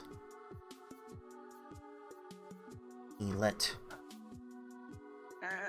I like the decision to stay on V hard though. Which, interestingly enough, this is kind of crazy, but interestingly enough, if Lunar is trying to move up, could very well be influenced by my insane V hard time. Because if I don't get like a sub 9, then this isn't a concern. But they've got a not super amount of time to make up, but they've got to at least cut 9 minutes. So So I threw down. It was like, chase me. Which Kind of amazing. it's We got 5 people under 8:30. Not gonna lie. it's wild, because that's kind of the cool thing about this qualifying process now, is that, you know, it's it's a lot of what you can do, but sometimes if people just come up with crazy runs, as a speedrunner playing in these situations, like I kind of said, actually one of my coworkers was talking about this, like capability versus current ability, because you come in kind of every day with just what you can do. So obviously Lunar is certainly capable of a sub 9, but can he currently on this day show up with a sub 9? So, you know, it's so exciting. Yeah, not everyone can bring it on every single day, and with this top bracket now being single elimination, everyone's going to have to bring it every day in order to capture the championship. Oh, 11-second Poochie. Very nice there. Wonderful. You love to see that all day. Yeah, anything under... You're shooting for, like... I think in V-Hard you're shooting for, like, 20 seconds, but anything under 15 is, you know, super impressive, and certainly anything under, like, getting anything under 12 is just crazy.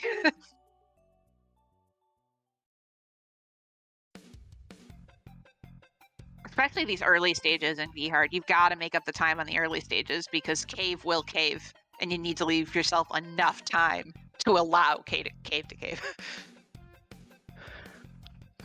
But any of these stages, it's not just V-Hard. Cave, as we've been seeing today a little bit in these easy runs by Corey and Tay, you know, they've been getting there. It just, cave is a thing, so. And Lunar's gonna reset that run, not super happy with where things are going there. No, a lot of Tay-Man- resets right now, but plenty of time to be able to get what you want out of a run. Yeah, there is a little bit of time. A little curious why Tay-Man is going after, continuing to go after easy when normal is giving him fewer points. I think there is more room for Tay-Man to get a normal time to upend Corey, but honestly, it's not just about upending Corey, because like, it's like, yes, that 8 seed would be nice, but Corey could still improve at least one of his times and overtake 6 for the 7 seed. So I think both Corey and Tay-Man are gunning for 6 to take his spot out of the gold bracket. Yeah, 6 not getting the 6th seed is a little bit of a shame, but that's just how it played out. It's just nice. You don't have to, you know, change your Discord name in the server. So, those of you just tuning in, that is a little fun activity we do with every tournament. We like to adjust our display names in our Discord server with by adding our seeds to them in creative ways. But I just have to stick with being the hostess of the lower bracket, and it's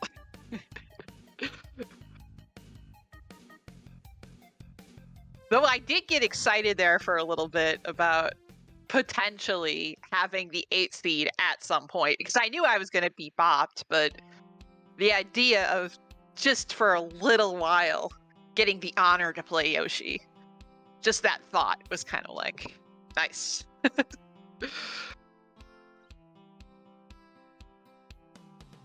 There was definitely some popping off after you got that 817.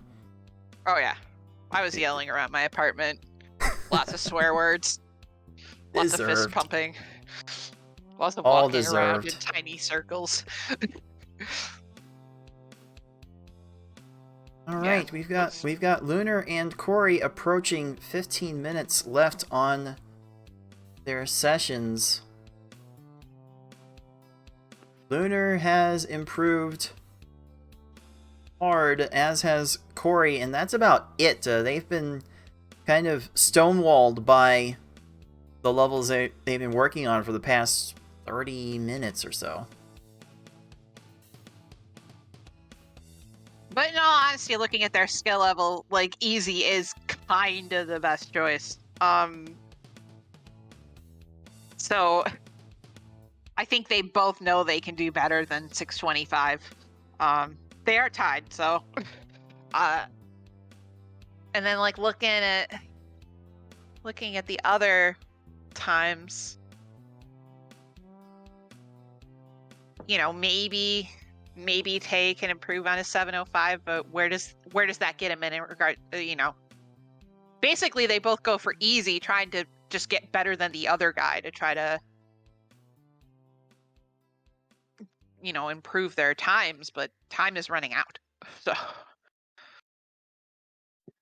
and you get to cave, you think you have a good run to get to cave on easy, you know, like ideally you want like a sub 5 minimum, and then that burns up your time, and then now you get to cave again, you get another sub 5 minimum, but then you're, you know, 5 or 10 minutes left. It's very much decision making about what you want to do. Ooh, that lag chain setup from Tayman took some extra time to set that up to make sure it was in position, and you know what? 18 seconds is definitely not an awful time for Raven. As a result, we'll be making the cave entry in a little under 5 minutes. Should still have an opportunity for a good improvement.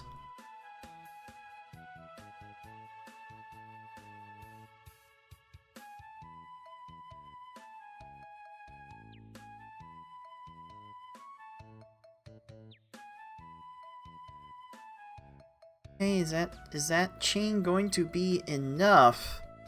Combos there? They are! 17 seconds for the hook bill.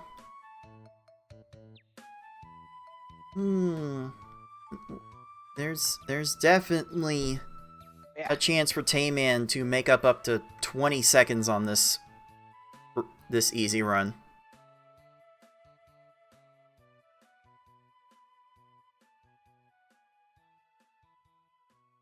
Combo setups. So good. Nice lag chain. So is that easy, gonna be enough? but oh, the timing once again What? fails him. All the swear words. All the swear words. It's still going to be enough for a 612, which ends up tying Lunar's easy time. And it's a virtual dead heat for the 8th seed. Are you kidding me? God. Oh my god. Corey just needs to beat something. Corey just needs to beat something. Wow. It is so close. I need to drill a little bit deeper to see where the separation is. How much separation there is, because this is nuts. So Corey is looking at a score of precisely 90.108. 90.1082 Tayman has a current score of 90.1077. Ho, ho, ho. Ho, ho, ho, ho. So we're drilling past the thousands of points. Like tens of thousands of points separating these two players. Wow. Like, are you serious? Like this might actually have to take an extended review after the end of this session to make sure the times are good. Wow. So let's hope that one of them improves their times so we can find out sooner who's going to be in the gold bracket. Oh, it'd be such a shame to have either one of these players eliminated.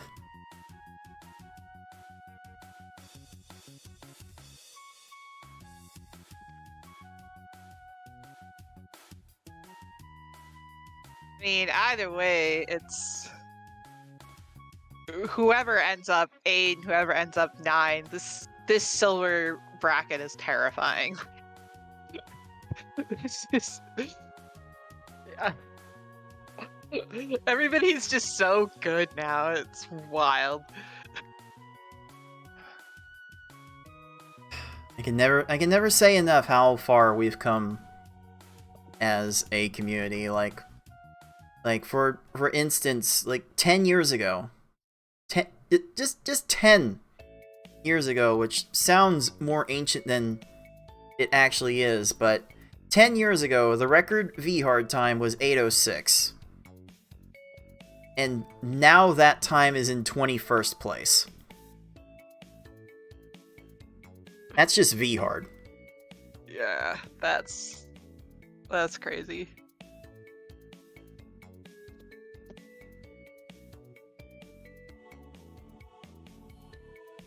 Okay, I think Lunar might have a bit of a problem trying to improve on this V-hard as they enter cave at a little over 6:15. Yeah, that's very below average if you want to cut in 9. Which realistically they need to at least, I don't know if you can behind the scenes math it, but I think they at least need to cut the 9 in order to bounce over me, right? Because at this point, there's no, with all due respect to Lunar, there's no real gold bracket chance. It's just improving where you are going to be in silver bracket and avoiding the very tough Zeppelander match. Because I mean, Zepp is at 82 points right now, but you know, he also didn't get a sub 10 V-hard, which I know he's capable of doing. So yeah, in that regard, Lunar's goal in this last couple of minutes is trying to get a good enough run to, you know, pop me.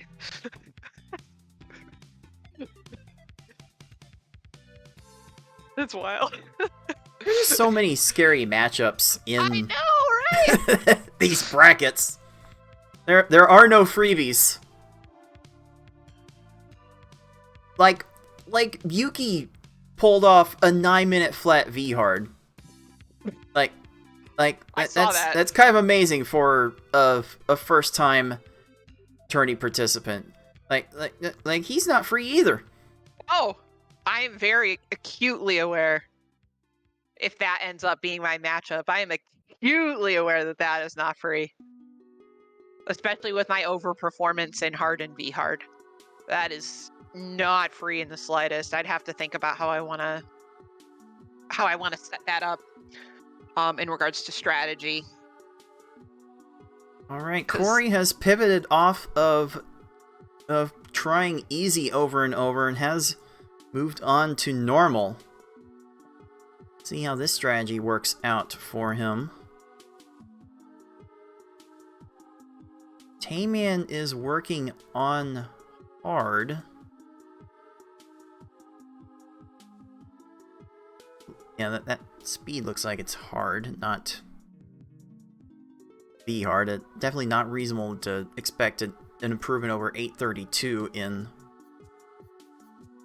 just about 10 minutes left in these sessions. We are really coming down to the wire with these. Interesting how both players, after just getting stonewalled on easy, were just kind of looked at the leaderboard and it's like, oh, where else can I get some improvement out of this? Because both their V hard times, like, okay, you can't do better on easy. Both their V hard times are, nah, man. No, try to like sub 830 or sub 820 on that. No. So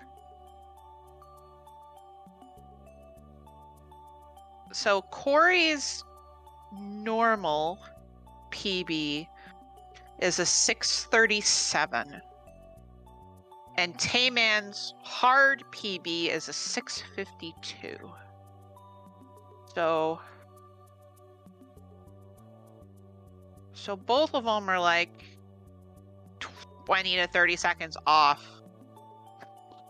But in a sense, with how close they are, they don't really need to be going for PBs. They just need to be going for some kind of time improvement. So that takes the pressure off a little bit too, I think. Well, margin. If I was looking at this leaderboard right now, I'm sure both of them have the leaderboards pulled up to see where they are, but I know at least right now. I know at least Tayman is directly listening into this broadcast as he does his runs as well. So hey, by the way, you're playing great. Tayman is rather acutely aware of where his situation's at right now, and with a 12-second hook build, his situation will be on the track to improve even greater. Those help tremendously.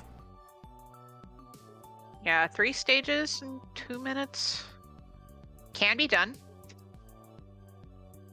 There's a chance.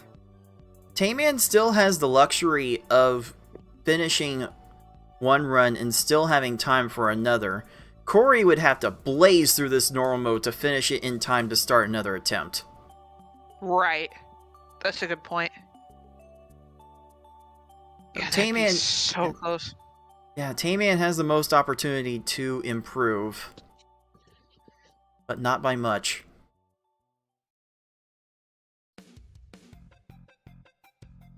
That dropped chain on Corey's normal blarg will not help.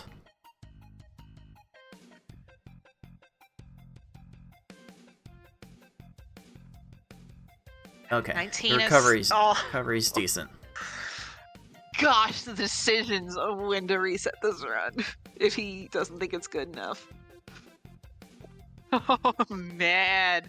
Wow, Tayman almost didn't send enough to Kamek, but the opportunity is there. Maybe another 20-second chunk improvement can be attained here, and Tayman would get positioned for the top 8.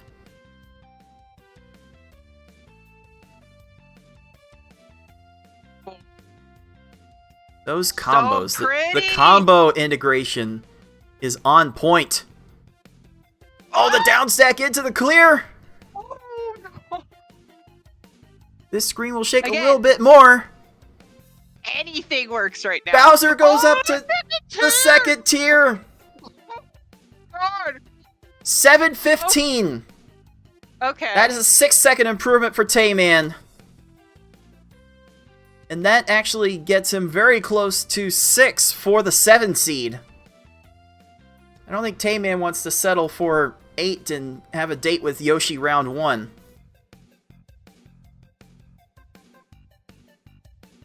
Oh But my Tayman's god. definitely in a position to pick his poison. Like, he could face Yoshi round 1, where I can't remember if they've met in tournament play, but considering the domination Yoshi showed last year, it'd be a very uphill battle for him. Or he could take on me round 1, where we've had like multiple epic 7-game sets.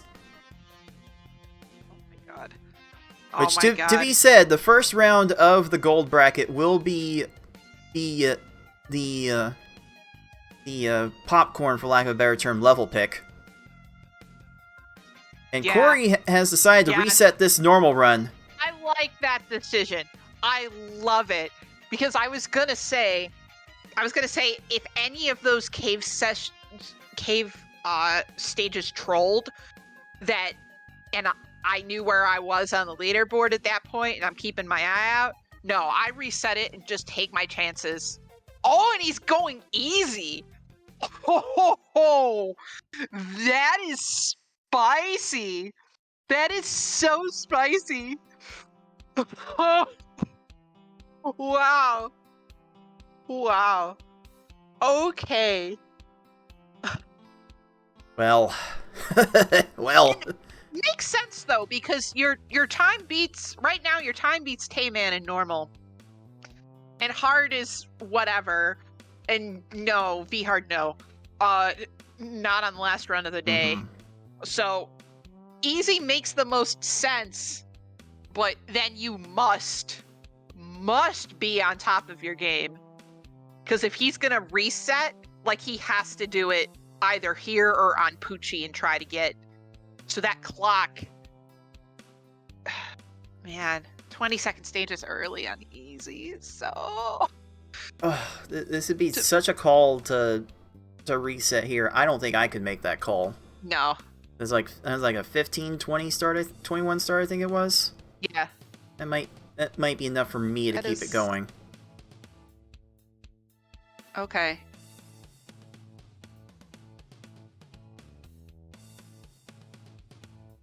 Five. Nope.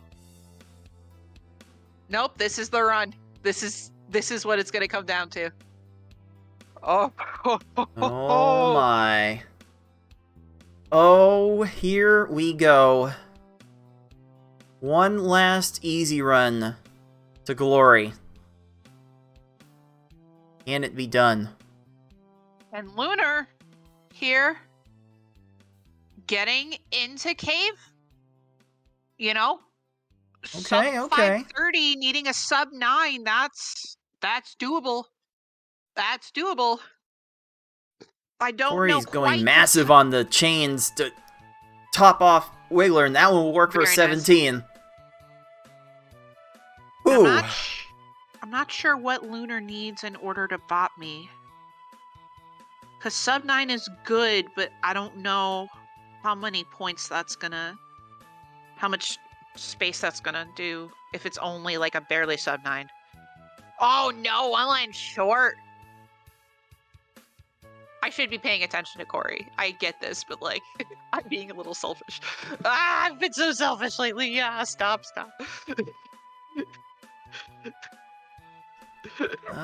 You can pay attention to Corey and like this like sick, like, are they silver, are they gold thing, and then I will just pay attention to Lunar and just like bite my fingernails here. Like, Corey's roughly averaging 20 seconds per stage. And that's at gross, the moment. dude. It's Gross for an easy run.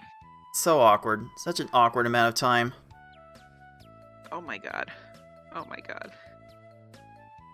Please tell me I did enough. Oh, that chain needed to go bigger. That couldn't avoid the big garbage clear. It's another 20-second stage for Corey.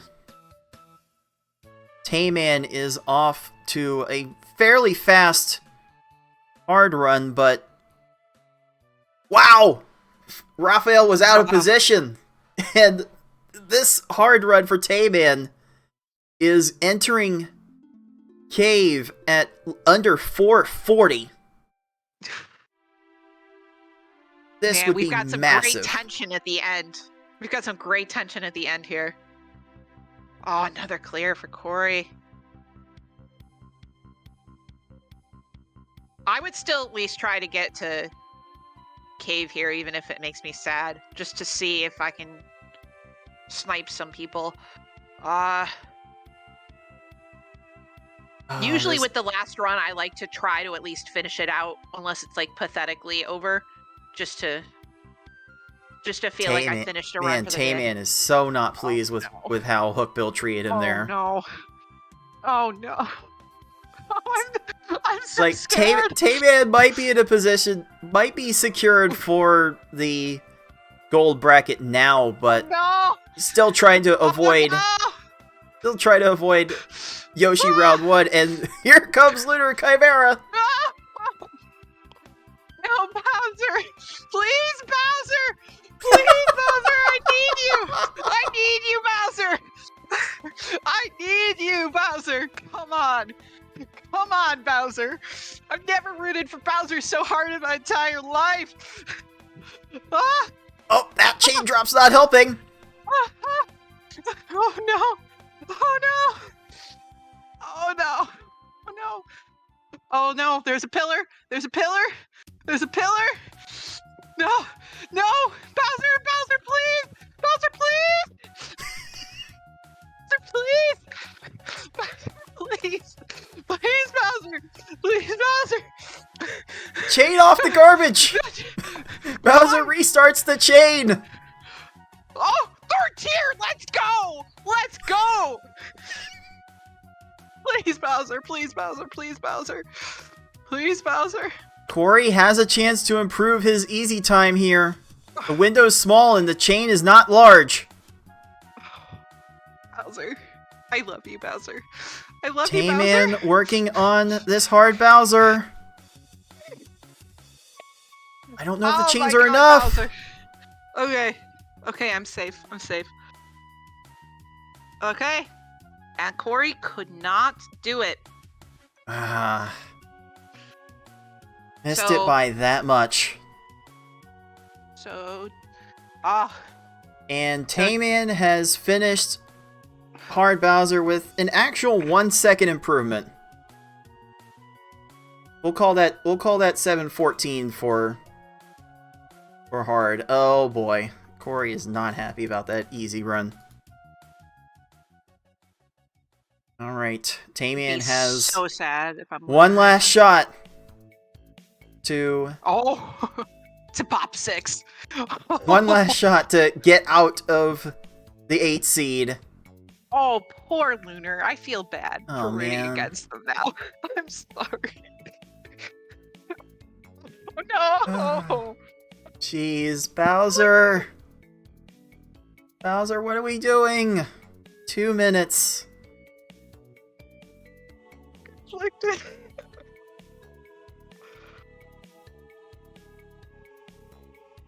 I should have stayed impartial. I should have stayed impartial.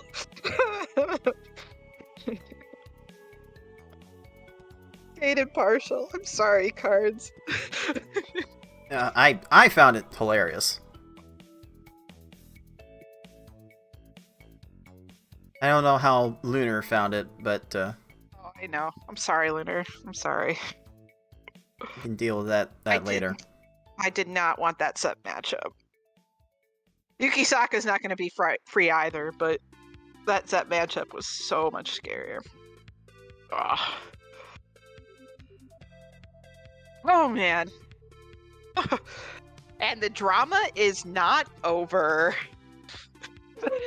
Nope, Tayman has one. Tayman, one last shot. Will this opportunity come once in this lifetime for Tayman? Gonna try very furiously to avoid the round 1 Yoshi.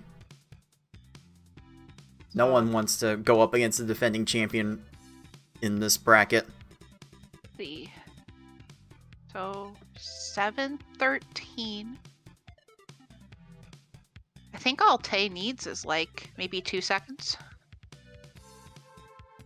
or so. 2 or 3 seconds would do it. The early game has been doing good for him for the most part. Just cave being cave at times. So it looks like our silver bracket is now set, with Corey BLD and Fortnite Mike getting first round buys in the silver bracket. Then I Like Being Smart, Lunar Chimera, Zeplander, and Yuki Saka squaring off in the first round.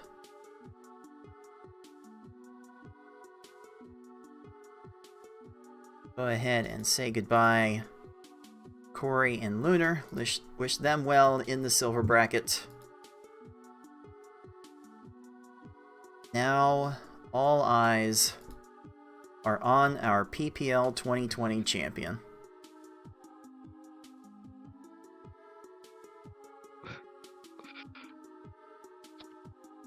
Where will this hard run end up? If it's any improvement at all.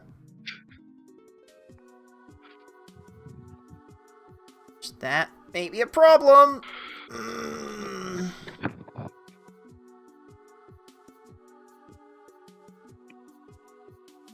That might be a problem. Tay is not pleased with that. Yeah. I don't know why, but I just like the idea of 420 Blaze It. So I usually, when I'm thinking of like my benchmarkers, I'm thinking of Blarg, like Cave, and then the end of the game. So 340 isn't great. I'm sorry, Lunchfish. Wow. Wow! Oh no. What? The literal. Oh no. Tay, Wow. are you gonna be okay? Yeah. That is a rage quit. Oh my. I saw that coming from a mile away, and it still didn't feel great to see. Gabe, why you gotta be like this? Jeez. Alright. Alright, we are done. I think we can officially call it for these sessions. We can review the exact times for historical context later, but I think we do have our slots officially set, so let's take a look at our effectively final standings. It is Yoshi112 reigning on top as expected with the full 100 points. I end up second with 97 points. FFR Pro put in a great show today to come in third with 95 points. Beefin, for his first tournament appearance, makes the 4 seed for the first time. What a great show to have for your first time out. Tetris Attacker stepping up very big with some clutch PBs and near PBs to get the 5 seed. Ty is in 6, 6 is in 7th, and Tayman on the last day clutches out the 8th seed. And that puts Corey BLD, Fortnite Mike, I Like Being Smart, Lunar Chimera, Zeplander, and Yuki Saka into the silver bracket. Oh boy, these upcoming matchups are going to be something else. No. I know. These matchups are gonna be fun.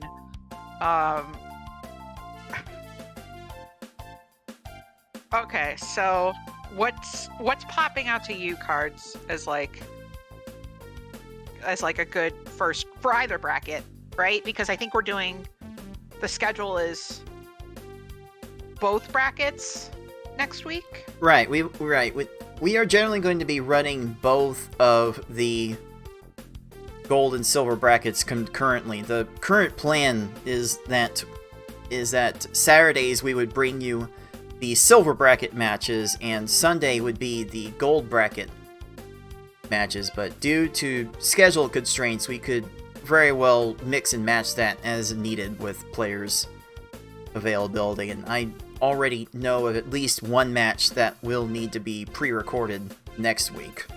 And potentially 2 matches with me for this weekend, but we'll talk about that later. Okay, I'm looking at, right now, Beef and TA. That's weird how that came out. The Beef and 314 versus Tetris Attacker. That is going to be, I think that's going to be interesting just because of Beefin's, at least in this forum for the speedrun, lack of tournament experience. Certainly a very experienced panel player for sure, but I'd be interesting to see in this tournament setting how it's set up, how that's going to play out. You and Six being the Giant Slayer traditionally, that should be good.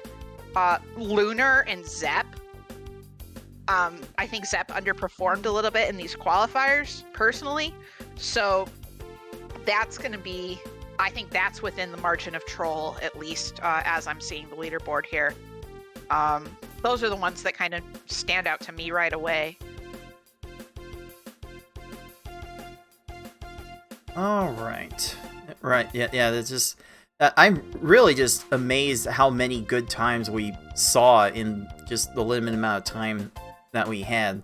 Like, last year, everyone that entered had the opportunity to get a full month in of grinding in, and quite frankly, we saw a lot of very similar times in just these 2 hours that everyone had.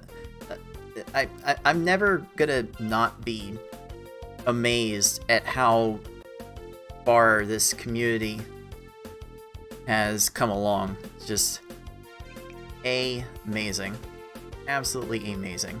As I'm looking at the VHard, the slowest VHard time was 10:04. Like, we have race nights where if people get trolled, like 10:04 can get 3rd or 4th. And I'm not calling out Zepp, obviously, but like, there's only 4 times over 9 minutes. What? That's insane. Like, how many? That's crazy. So many great times. Obviously, Yoshi putting up the great times, but everybody else too, really putting up a fight. And yeah, I'm excited to see how this tournament plays out. I really am. There's going to be a lot of good matches, and the fact that it's single elimination, at least for gold bracket, you know, I'm used to these things by this point. But the gold bracket players being on edge with that, it's going to be a lot of fun. It will be indeed. Now let's see if I can get these brackets to show up properly on the stream, and then we can take a look right at these individual matchups and see what exactly strikes everyone's fancy. But I gotta make sure that these will display properly, and I think that these will display properly. So let's start first with the silver bracket. Corey, BLD, and Fortnite Mike getting buys in the first round. Wow. And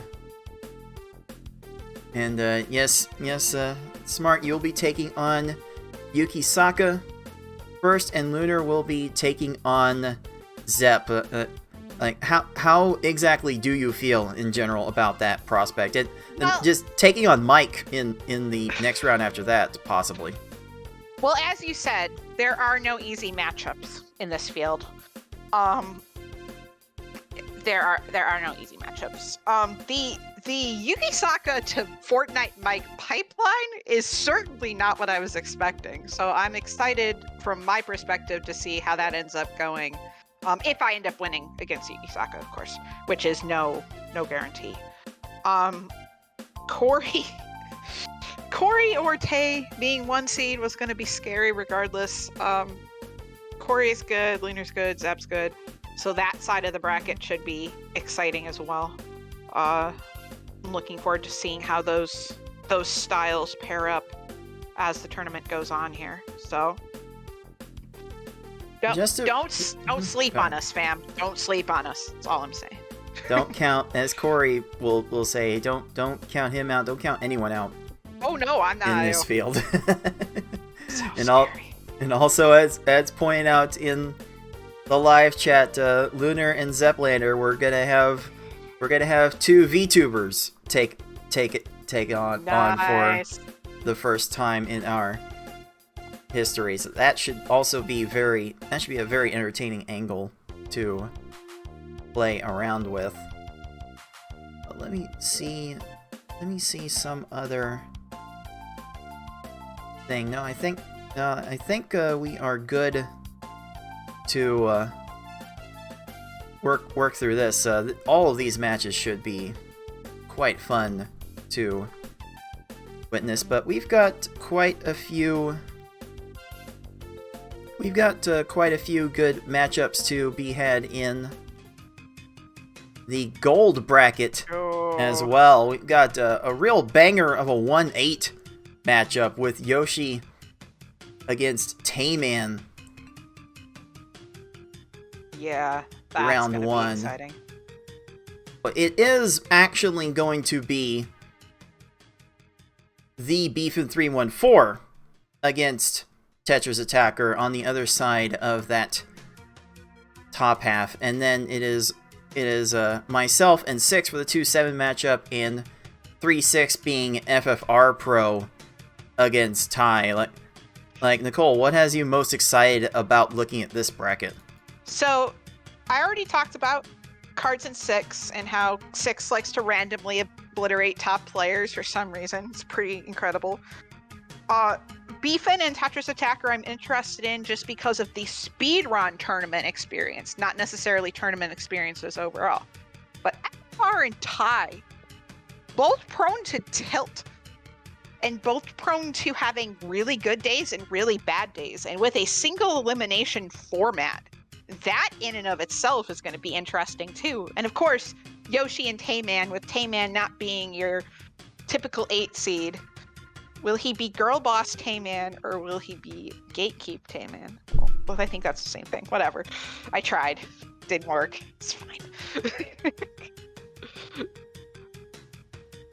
Let's put on some more appropriate music for this one as we talk about our gold bracket. Let's take a little bit of a reminder of what format all of these matches are going to be playing under, because we are switching things up a little bit compared to what we are used to. So this text actually needs to be updated just a little bit. Our quarterfinals are actually going to be our little popcorn level pick of all of the game levels, and it will be a best of 5. So at the start of each match, you'll see the players pick one of those 4 levels to play first, and then it's loser counter pick one of the other levels until they've all been played.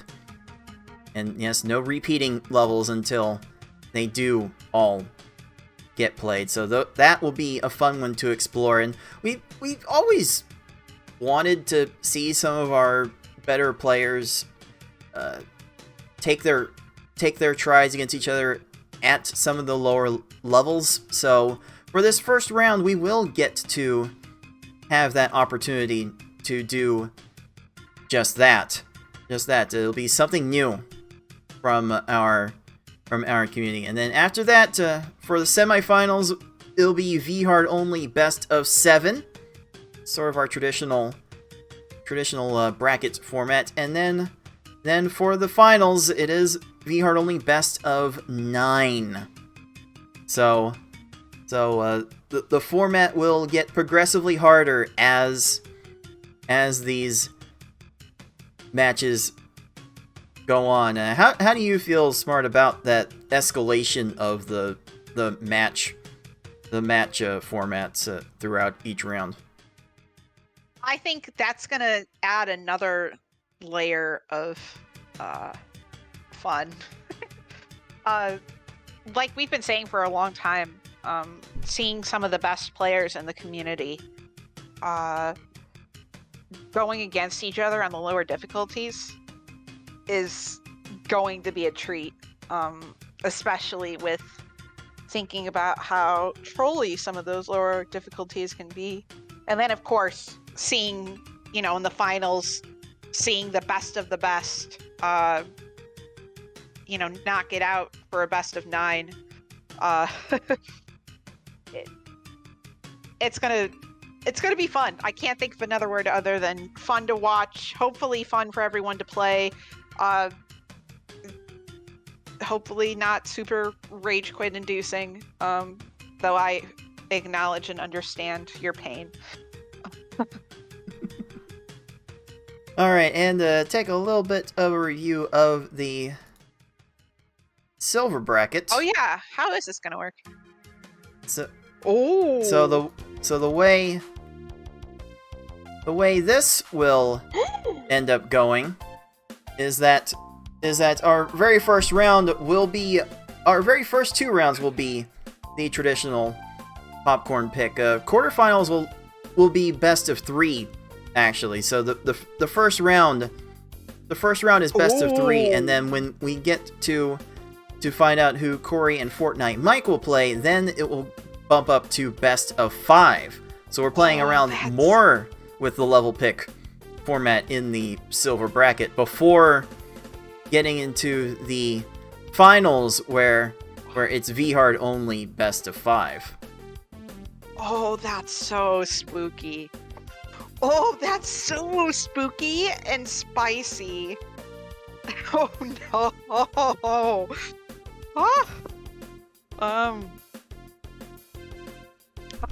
Yes. I'm speechless. I did not realize it was going to be best of 3 to start. Yeah,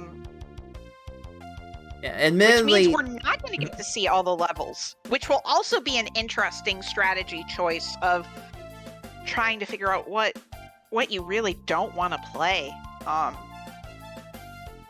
Thinking about it through. Yeah, one level can get dodged in the first round, and this was designed more with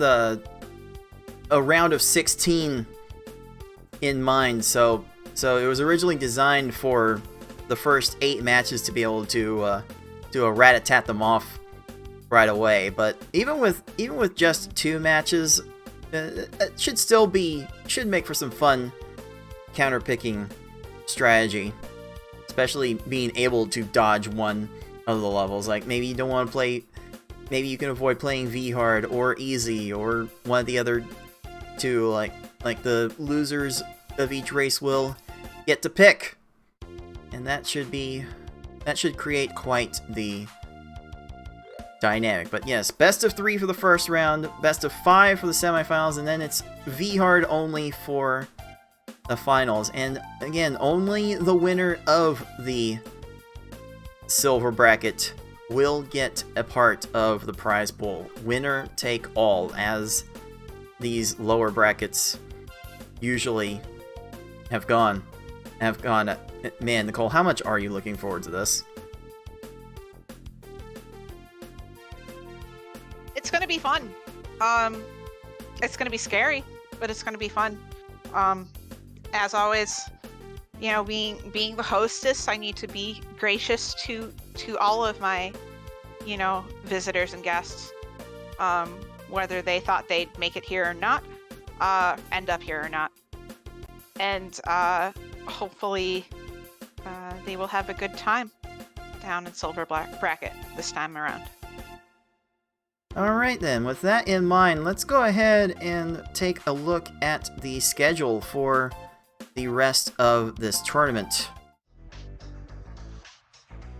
Because we have an idea for how we want this schedule to go, but it may not come out 100% this way, and we will make sure to let everyone know on our Twitter, at least, at Puzzle Speedrun, when this schedule does change. But at the moment, we do plan to have silver bracket matches on Saturdays and gold bracket matches on Sundays.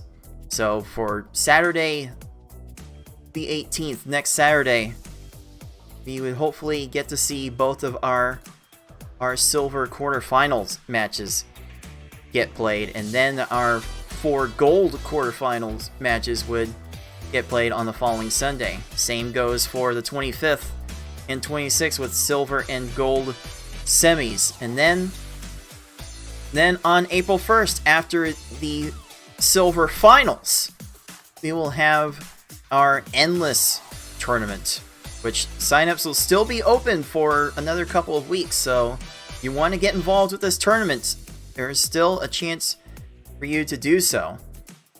Then on April 2nd, that Sunday after the endless tournament, we'll have the 3rd place tiebreak match for the gold bracket before wrapping this tournament up on April 8th and 9th with the stage clear tournament, and then the finals of the gold bracket.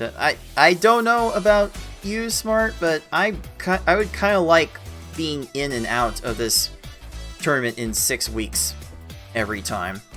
I know there are people that want to play, but there are also people that have to manage these things, and there's a delicate balance to be had there. But we do plan to be in and out in a very short order, this one. Yeah, it's certainly quicker than our previous formats. You know, we'll talk afterwards, you know, and see how it all plays out. But it's certainly different, and it's certainly, you know, unique this time, and very fast paced, and was interesting to get used to. And I was, you know, the shortened qualifying period ended up being fantastic. It was still exciting. It was still, you know, a lot of people put up a lot of good times in a short amount of time, which is very impressive. And we'll see how it goes. But I think the format shakeup for this time is pretty neat. Yeah, we're always trying new things here. I wish we could try new things with these games. It feels like we've been doing the same thing for years and years and years, and we've made a little progress, but we still kind of played the game fundamentally the same. So maybe with the format of the tournaments being changed, we can get a little inspiration for how to play the game a little differently. But we certainly hope this will be a lot of fun to watch, if not to play, and we will explore making further changes to the format for the coming years. So that way more people can have even more fun with these games that we sometimes enjoy. But Absolutely. But with that in mind, that is going to do it for us with this qualifying phase. For I Like Being Smart and everyone else at the League of Puzzle Speedrunners, this has been Cards of the Heart, and until next time, everyone, happy puzzling.